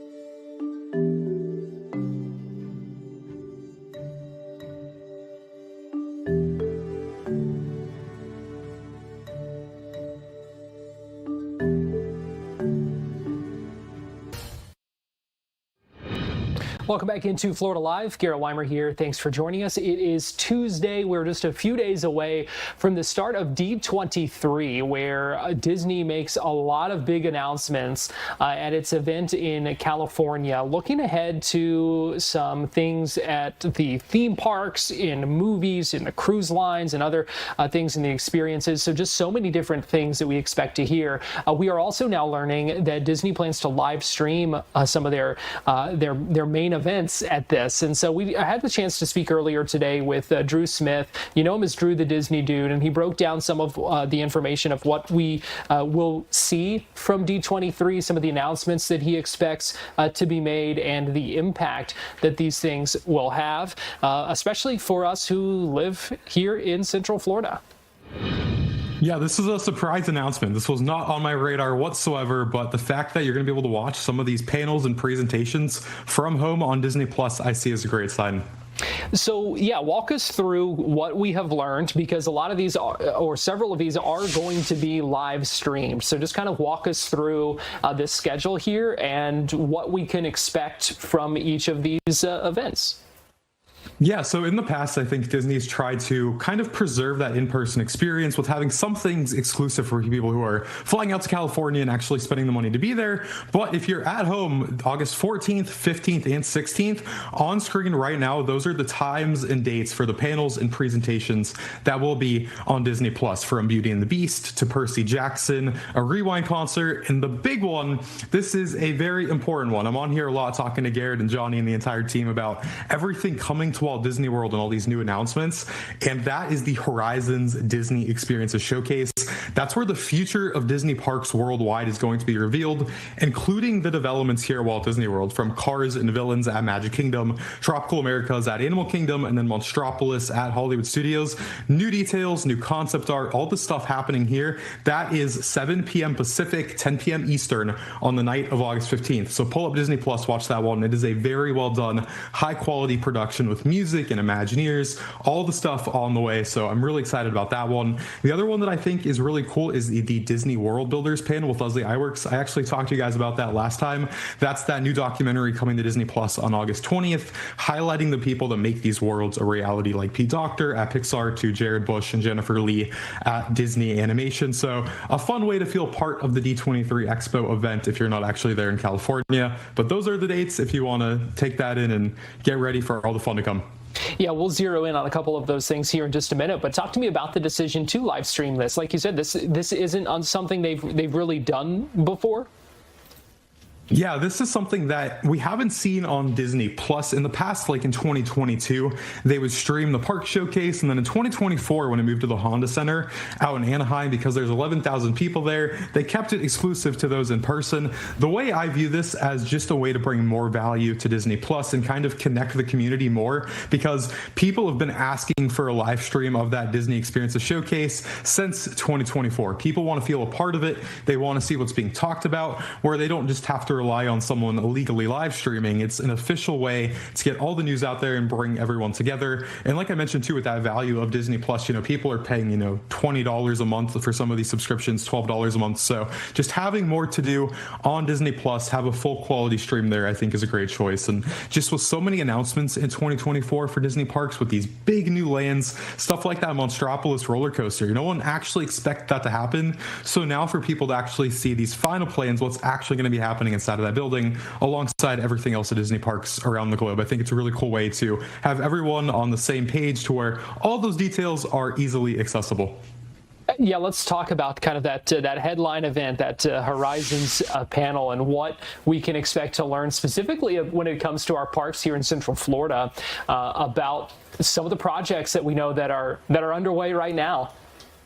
Yeah, so Disney revealed some of the Imagineers that are going to be presenting at the showcase, and me being the little detective that I am, these Imagineers confirm which projects are going to be talked about. For example, Caroline May is the executive creative director of the new Disney Villains Land coming to Magic Kingdom. So whenever Disney says Caroline May is going to be presenting at the showcase, well, at that point, it's very easy to tell that we're going to be learning what's coming to Villains Land. And there has been a lot of fake rumors about Villains Land. I'll say that, from an Emperor's New Groove roller coaster helicopter to a Maleficent boat ride. None of that is happening. The final plans have not been revealed, but we are just days away at this point to learning what's coming to Magic Kingdom. Another one that I think is a very, very big deal, and something that, in my opinion, is fantastic news, is that Jason Grant has been revealed as the creative director of Piston Peak. That's the Cars area coming right next to Villains Land. Jason is a longtime Disney Imagineer who loves classic Walt Disney World original characters like Figment and Orange Bird. He's done a lot of great projects. So having a creative with a great mindset like Jason Grant leading Piston Peak, in my opinion, is a very, very good sign of what's to come. So we're going to learn a lot about Magic Kingdom just from knowing Caroline May and Jason Grant are going to be on stage. The other two Imagineers for Walt Disney World, that's a big deal, is that we're going to have Michael Hungen and Chris Beatty. They are the Imagineers overseeing the entire portfolio of what's coming to Walt Disney World. All 4 expansions, the updates to Carousel Progress, so they will be on stage as well. So that confirms we're going to get updates on everything across the entire resort. So we don't know exactly what they're going to say, but I'm strongly expecting they're going to say, hey, what you're seeing is what you're going to get. Yeah, it'll be good to get some updates on that, because we haven't gotten a whole lot. You know, you can see some of the work going on. We know it's some of the things that are happening in the background, but I do think it'll be helpful to get an update on where things stand and where things are going next. Yeah, absolutely. I fully agree. And just the fact that there's been so many rumors about some of these projects that's just not legitimate by any means, this really gives Disney the great, perfect chance to set the record straight of what they are envisioning for the future of Walt Disney World, Disneyland, Disney Cruise Line, all the international Disney parks tour. It's very clear of what we're going to see in the next 3 and 4 years at the parks and on the cruise ships. I think that's the absolute best thing they can do, because when I'm on social media every day, some of the things I'm seeing being said about these projects is just not true whatsoever, or there's just confusion about what's happening and when these things could be opening, what the actual storylines are for each ride. So this gives Disney about 2 hours to get everything laid out for the years ahead. It's a lot of stuff back to back to back to back, but that's what people love, just kind of being there in the room or being on Disney Plus and seeing this stuff happen. It's a great time to actually understand what's exactly happening in the years ahead. So what else, Drew, before we let you go, what else do people need to know about what's coming up at D23 and some of the other things we might hear? Yeah, so I think there's 3 big ones that have stood out to me. We have August 14th. This is the first night. We have the Disney Entertainment Showcase. That's Marvel, Lucasfilm, Disney Animation, Pixar, even that Disney times Epic Games partnership, that $1.5 billion one. All of that stuff is going to be talked about at the Entertainment Showcase on August 14th. Like we talked about, Parks and Cruise Line is August 15th. And then August 16th, we have the Disney Legends Award Ceremony. And a bonus one that I think is going to make a big wave depending on what they talk about is Kingdom Hearts. This is a very popular video game. Kingdom Hearts has a huge fan base, and this is the first time we're really seeing Kingdom Hearts take center stage at D23 with an hour-long presentation with the people behind that game and that franchise. And we have Kingdom Hearts 4 coming up, and there's a rumor that it's coming to Fortnite as well. So between all this video game stuff and the films and the parks, it's shaping up to be a very fun time. Drew Smith, you know him as Drew the Disney Dude on social media, giving us the rundown of what we can expect at D23 starting later this week. He's going to be there. We'll chat with him more to break down some of those big announcements and some of what comes out of that. So we'll be watching for that in the coming week.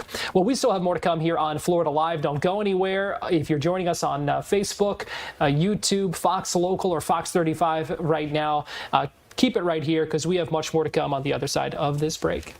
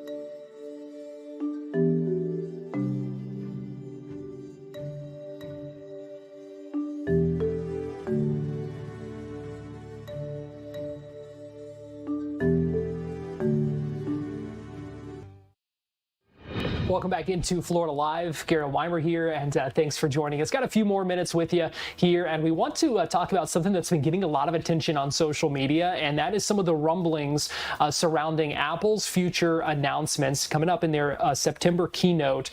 One of the things that there's been a lot of speculation and rumors about is potentially seeing a foldable iPhone. So some of us old enough to obviously to remember flip phones and how popular those were for a while, but we might now see a foldable smartphone, foldable iPhone. That's something we've seen from some other companies, but could Apple be wading into that? That is certainly all the talk on social media right now. And Fox 35's Reina Nieves had the chance to speak with Fernando Silva from 9 to 5 Mac to get his take on this and what it would mean, how it might change the game if that is indeed what comes out of an upcoming Apple announcement. Okay, so big situation that could be happening with Apple soon, possibly a foldable iPhone. Talk to me about this. So this has been a long time coming, in my opinion. We know that Samsung, the biggest player here in the U.S., has been doing the foldable phones for 8 years now at this point, which is crazy to think about. But looks like Apple's finally getting into the foldable game. You know, usually Apple holds back a little bit when new developments happen on hardware and software. They kind of see what other companies do, and then Apple steps in once they feel that they can kind of perfect the hardware. And we're finally supposedly, allegedly getting it in September for the iPhone Ultra, which is going to be fun to see. How likely do you think it's going to happen? I mean, I think it's going to be very likely, in my opinion, because from what we're hearing, Apple's iPhone event this year is going to be a little bit different because they're going to be staggering the iPhone release. So as we all know, normally Apple will release their entire iPhone lineup in one go. So last year we got the 17, the 17 Pro, 17 Pro Max. They snuck in that new iPhone Air as well.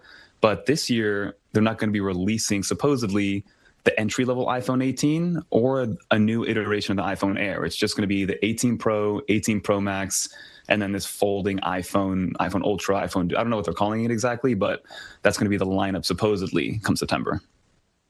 Okay, So okay. And regardless of whether we get a foldable iPhone or not, what kind of software updates can we expect with this new iPhone lineup?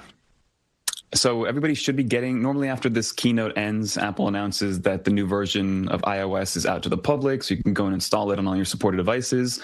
It's going to be iOS 27, and this is the biggest year for Siri, right? Apple promised us a version of Siri 2 years ago with their initial launch of Siri AI and Apple Intelligence. And for the most part, it didn't really fulfill those promises. But 2 years later, what they promised us is finally kind of coming into fruition. I've been playing with the beta software, the public beta, and Siri's pretty good. I mean, it's going to be the ultimate personal assistant on your phone because it can finally reach in and get the context that the ChatGPTs and the Perplexities and the Google Geminis can't get. Those other AI assistants can't reach into your iMessage. It can't go into your Apple Mail. It can't go into your Reminders app or your Notes app. Siri's going to be able to do that, and I've been using it a lot, and it works, I'm going to say close to 100% of the time. I mean, I'm able to find things that I'm looking for that would take me a long time to find in my mail that's from like 2023 or 2022, and it's able to pull up the PDF that I was looking for from a long time ago. So little things like that that's going to reduce friction from finding things for you, finding information for you, getting you from point A to point B, from app to app. It's been very cool to kind of see how it's evolved over the last like 6 And so really cool to hear him break down some of those things, and we'll see what happens with the foldable iPhones. It's interesting, if you were with us on Fox 35 News Plus earlier today, we did run a poll on whether you would buy one of those, a foldable iPhone, and I think it was like 80% said no, and only about 20% said yes, so another interesting finding there. One quick note here before we wrap up, Invest 92L has now been tagged by the National Hurricane Center, so that's an update on what we were talking about just a little bit ago with TJ. We have more live streaming news coverage coming up next. If you're joining us here on TV, we're out of time. But Fox Local, YouTube, and Facebook, we'll be right back with more.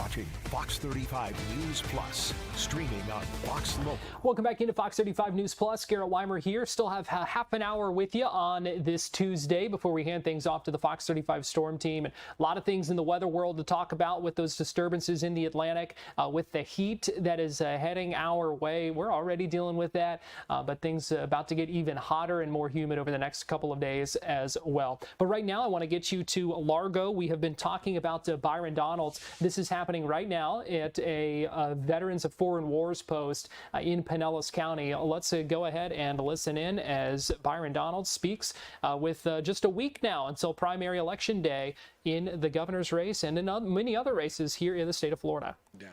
So what Governor DeSantis did, which is the right approach, pre-positioning assets, making sure they were prepared to go, so that when the storm came through, you could quickly deploy the linemen to get power restored to areas. With respect to the Sanibel Causeway and the pass that went over to Pine Island, I remember that one in particular because there were gentlemen that lived on Pine Island, and they told me directly, they're like, if you guys don't build this bridge, we are. Because they're FDOT contractors and they would have done it anyway. And so Governor DeSantis made the absolute right call to get rid of the red tape and rebuild the Matlacha Pass. And the Matlacha Pass was rebuilt in 3 days. The Sanibel Causeway was rebuilt in about 2 weeks because it had a blowout because it's a sandbar that keeps the concrete bridge able to function structurally. And essentially the storm surge wiped out the sandbar underneath the Sanibel Causeway, and it busted out in 2 sections. When disaster strikes, you have to hop too. You can't wait around for FEMA. You can't wait around for some bureaucrat to say, well, we checked with legal, it's okay. No, you have to do it because every second counts. During Hurricane Irma, I was on the ground every single day in my district, except the first day, because I was in DC when we were voting.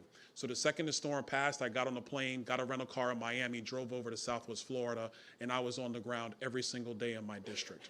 Hurricane Irma, which was, 7 years ago now, almost 8 years ago now, I did the exact same thing. You got to be on the ground every single day. You have to be in the command network to make actionable decisions in real time. You cannot wait. A couple of the things we want to add with respect to disaster recovery. Everybody knows we have drones today. What I want to see us do is before a storm makes landfall, and we kind of know with the cone of uncertainty where storms are going, you do a drone flyover of that area, take assessments of all of the infrastructure that's there. If citizens decide they want to cooperate with the state of Florida, we will give you the footage for your home. And then post-storm, we do another flyover. So that way we can assess the damage from pre and post storm. Again, if the citizens of Florida want to work with the state, we will give you that data as well and give you that flyover footage as well. That way you can actually use that with your insurance company to begin that claims process immediately. We want to do that in our state, coupled with all the other things we've already done in disaster recovery. I'll give you the last thing. Everybody knows it's hell to get a permit to rebuild post storm. As long as you're just rebuilding your house to what it was, going forward, your permits are going to be automatic. Why are you waiting for, why? Why wait? If you're building the house back to what you had, just give them the permit and go do it. We already permitted the house being built in the first place. So why are we waiting for every government to figure out the fact that it's now 8 months later and, oh, by the way, he's going to want to rebuild his house? We give you the permits to restore your house to what it was. And that way you can get started. We give you the footage to help you restore your house to what it was so you can get started. Because one thing I know working in the business world, time is money and money's expensive. And so you cannot waste people's time, especially post-storm when they're trying to rebuild. And so that's how we take the great work that the governor has done and we build upon that great work to make sure we're being even more efficient for the people of Florida. Thank you, sir. Yes, ma'am. I went to two guys already. Yes, ma'am. Oh, I'm sorry. I'm gonna come back over there too. I didn't see. They're moving mics around. I didn't even see. Yes, ma'am. Hello, my name is Rita. I've been in Florida 51 years, and I've been a voter in Florida for 51 years. I've seen us go from blue to purple swing state and now solid red. Yes. We are a free state of Florida, love it, but we're also law and order. Yes. On the law and order part of it, you have advocated to changing the felonies from $300 limit to now $1,000. You were very strong on that, and you did get a compromise. We moved felonies up to $750. Now, if you were governor of this state, where are you taking that in the future? Nowhere. Because the bill that we wrote back in 2017, we got that change. And that was a change that, if I remember correctly, no, it was 2019, actually. Yeah, we got that changed in 2019, actually working with who ended up becoming Speaker of the House, Paul Renner. We actually worked together on that, and Governor DeSantis signed that into law in his first year as governor. So now we're not making any more changes to that. The criminal justice framework in Florida is exactly where it needs to be. So we're going to be focused on supporting law enforcement and making sure that they get what they need in order to keep our state safe. And that's what we're going to do. And by the way, the sheriffs and I, we've already had those types of conversations, so we're not going to be making any more changes to that. But thank you for the question. I actually appreciate you asking me. Thank you. Yes, ma'am. Hi. So I've lived here since I was 5 years old, and I'm a young voter. I'm 24. So there are a few issues that directly impact myself, my peers, and just as someone who's grown up here, things that are very important to me as a voter. I came to an event of yours almost a year ago, last September. It was actually my birthday weekend, so that was what we wanted to do. And I asked a question about affordable housing for young families and what your plan would be to make housing more affordable for young people like me. And I wasn't 100% satisfied with your answer. Your answer at the time was to build more multifamily housing and condos and all that type of thing. As someone who's grown up here, I've driven along Gulf Boulevard for 20 years. And I've watched single-family homes be torn down, developments be put up, businesses that I used to love to visit being torn down to build up developments, build beach condos, all that sort of thing. And then also just I'm worried about losing a lot of the natural land that makes Florida, Florida. I'm also concerned about some of the statements that you've made about Florida becoming a financial capital of the world.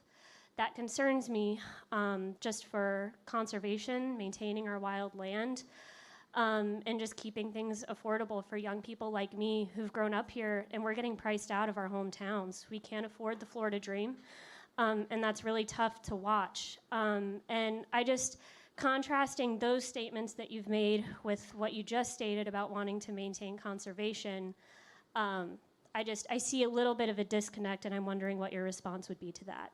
Sure, great question. So first, when it comes to maintaining conservation areas, my position haven't changed. We need those conservation areas in part for what you said, because we need it not just for beauty, we also need it for water and aquifer recharges. So we want to make sure we keep that as a fabric of Florida.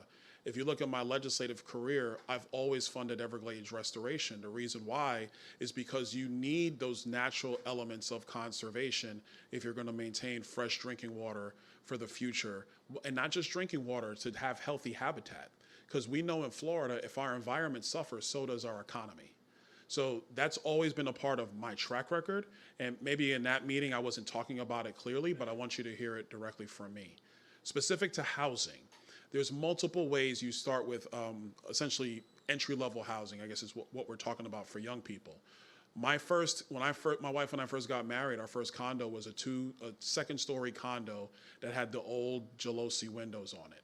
That's what we could afford. And then we stabilized ourselves economically, and then we slowly started to build. We do know that there are certain single-family homes that are actually leaving because those homeowners are deciding to sell their land for whatever their reasons are. In Florida, we have very strong protections around property rights. So a governor or even the legislature doesn't have the legal authority to dictate what somebody can do with their land. If they choose to sell or choose to have it developed, that's frankly their rights as a property owner.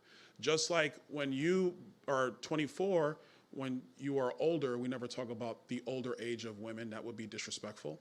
But when you're older, if you are a landowner and you decide that you're selling it or you're going to redevelop land, you also don't want state government or you don't want some governor telling you what you can or cannot do with that property. In terms of us being a financial hub, I will tell you that's already started. It started because we have other states that have been, quite frankly, they have been demonizing capital formation in this country, and capital always goes to places where it is respected. And they're coming to Florida. I think for the future of our economy, especially for a young woman trying to figure out how you're going to build that Florida dream for yourself, what it's going to require in part is a strong economy that has high-paying jobs, so you can afford essentially your standard of living at that particular point in time. At every iteration, I mean, you can go through probably anybody's life cycle here, but I'll go through mine. When I was 24, I had just started my job as a bank teller. I was still moving furniture in on the weekends. My wife was a staff accountant at the bottom in her investment firm, and she was working odd jobs on the weekend doing Kelly services. That's what we did, and we built from there. I would argue if you talk to anybody in this room, when they were 24, I'm quite sure you're doing the same thing. That's just the natural order of how you build yourself up through the economic ranks. From a government side, and this is why I talk so much about permitting, the National Association of Home Builders came out with a study earlier this year that says 30% of the cost of a new home is government costs. So when we talk about modernizing permitting and planning in this state, which I talk about all the time on the campaign trail, it's to push down the construction costs to make it more affordable for you and for your family whenever you make that decision to step into home ownership. The other thing we've seen in Florida, we are now seeing rental rates are actually starting to come down. Why? In part because we've been leading on deporting criminally illegal aliens out of Florida. In part, it's true. In part because there are some people who said, or the migration to Florida hasn't stopped. It's slowed down, but it hasn't stopped. And there were more rental units that have been built over the last 3 to 5 years. And so now you're starting to get to equilibrium in the rental market. We're also starting to see that between 350,000 and 800,000, those prices are coming down. The reason why is because you're starting to get more equilibrium in the housing market. You don't have people coming from the north. Byron Donald speaking live right now in Largo. Let me get you to live to Massachusetts right now, where we're hearing from Senator Ed Markey speaking about the release today of U.S. Marine veteran Robert Gilman, who was released from custody in Russia today after more than 1,000 days in prison. He was a U.S. citizen arrested back in 2022. So let's go ahead and listen in.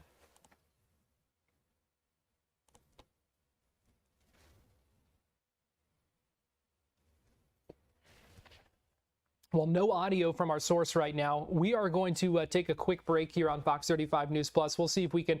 Were in fact. Well, here's our audio now, so we'll go ahead and stay here and listen. Evidence. Yet they kept him.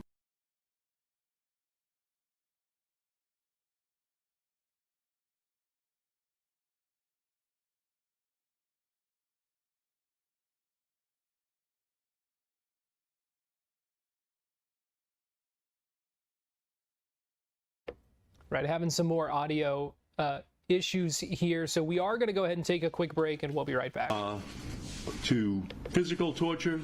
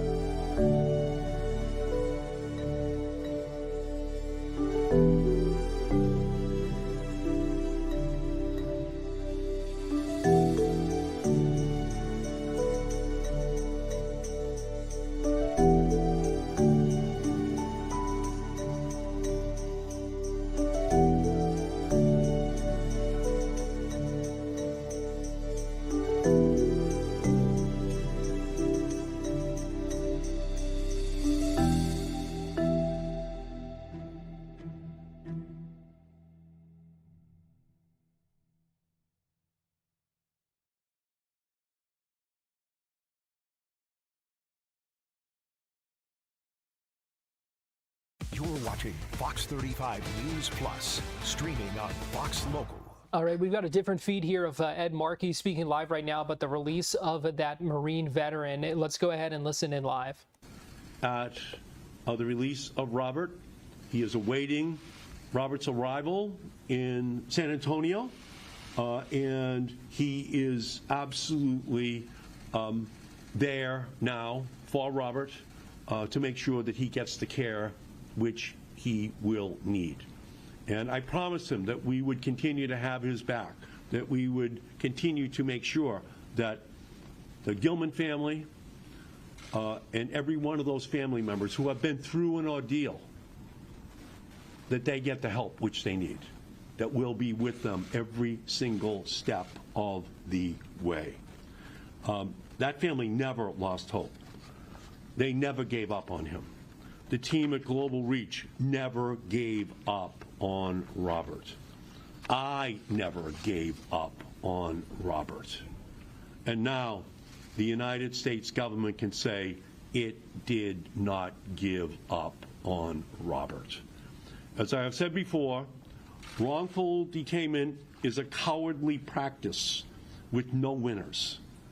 The United States must condemn governments and organizations that perpetrate this crime and the hard work on behalf of U.S. citizens and families who have fallen victim. I urge the Trump administration to use Robert's case as motivation to continue to advocate for the release of others wrongfully detained in Russia and around the world. Robert's case is a triumph of the human spirit, and I pray that Robert is able to recover from his ordeal, and wish him and his family peace in the difficult days ahead. It should not take a moment where someone like Robert is perhaps on death's doorstep to be able to effectuate his release. He should have been released years ago. The saying is, leave no man behind. Well, today, the United States did not leave Robert Gilman behind. Robert Gilman is coming home. He was not left behind, but we have to make sure that he gets the care that he deserves right now, and that all other Americans that being illegally, unjustifiably being held around the world, they also get the attention, the focus, the spotlight, which they deserve, so that they can come home as well. Be glad to answer any questions. Yes? It's our understanding that no Russian prisoners will be exchanged in return. What do you think this means for the United States' relationship with Russia? I know in last week's statement you expressed concern if Gilman wasn't released, what that would do to an already strained relationship. I think it's very important to let Russia know that we are going to hold them to the highest possible human rights standards. We cannot allow them to act in an authoritarian way that detains Americans, endangers their health, endangers their lives. We have to have the highest possible standard that we are imposing. And to the extent to which that happened over the last few days and we were able to effectuate the release of Robert, that's good. But we can't release, we cannot reduce the pressure that we apply on the Russians. There are other Americans there. It's at least 5, but it's more, potentially as well. We have to stay on the case and make sure that Putin and his cronies understand that we will shine a spotlight on them until all of those prisoners are released. Yes? Should we be, maybe we shouldn't be, but some of us might be amazed that the two of you on such ends of the political spectrum, you and the Trump administration, could work together on this cause to make it happen. Human rights should be bipartisan. Democrats and Republicans should be able to work together to say that when an American is unjustly held, that we will stand together in order to ensure that that American is released.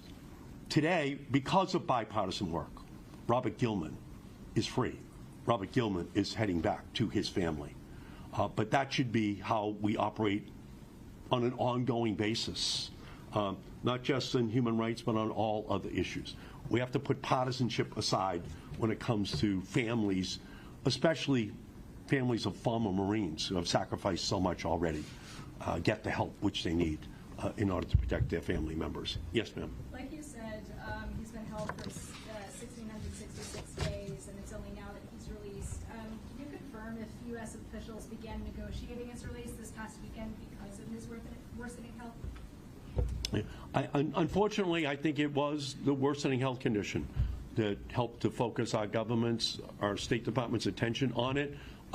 I've been trying to organize for years to keep attention on Robert Gilman, but ultimately it was that attention and the likelihood that it would have been ultimately a life sentence for Robert, that he would have died without the medical care he's about to receive.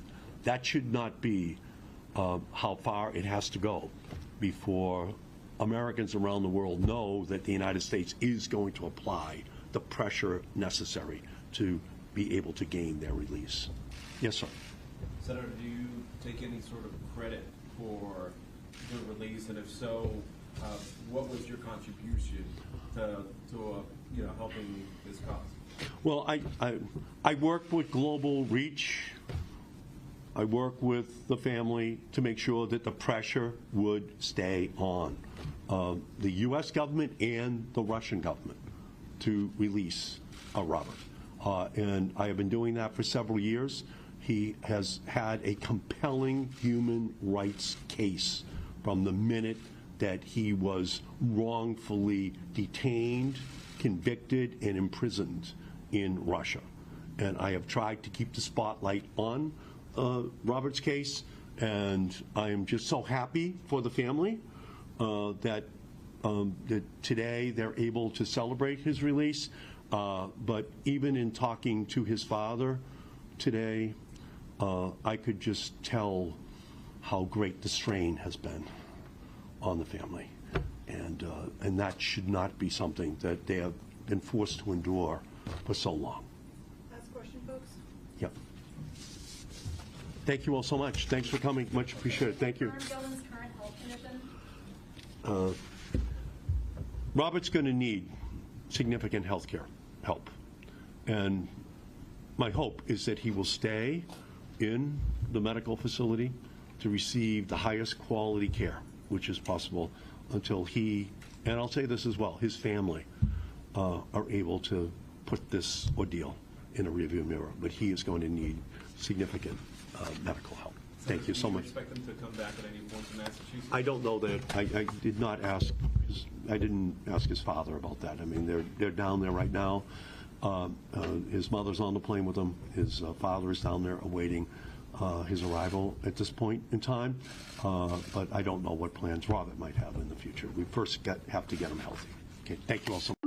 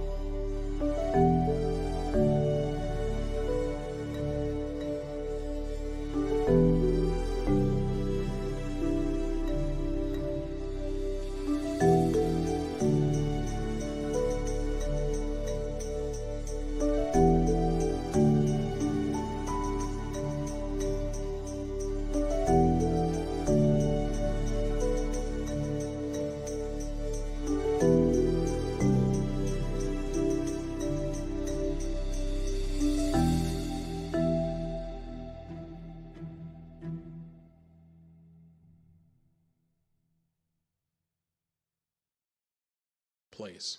One of the things I do want to see happen in Florida, and I got to think about ways to do it, there's been a lot made about how we can have veterans get the care that they need at any point of care, not just the VA. What we know is one of the major hurdles is medical records. The VA was supposed to digitize these medical records so they were easily transmittable. They haven't been able to do it because it's a bureaucratic nightmare. One of the things that I'm thinking about right now is, can the state of Florida help facilitate a platform where vets can go to the VA, get their specific medical records instead of waiting for VA to digitize it all. You get your own records and then you custody those records for yourself.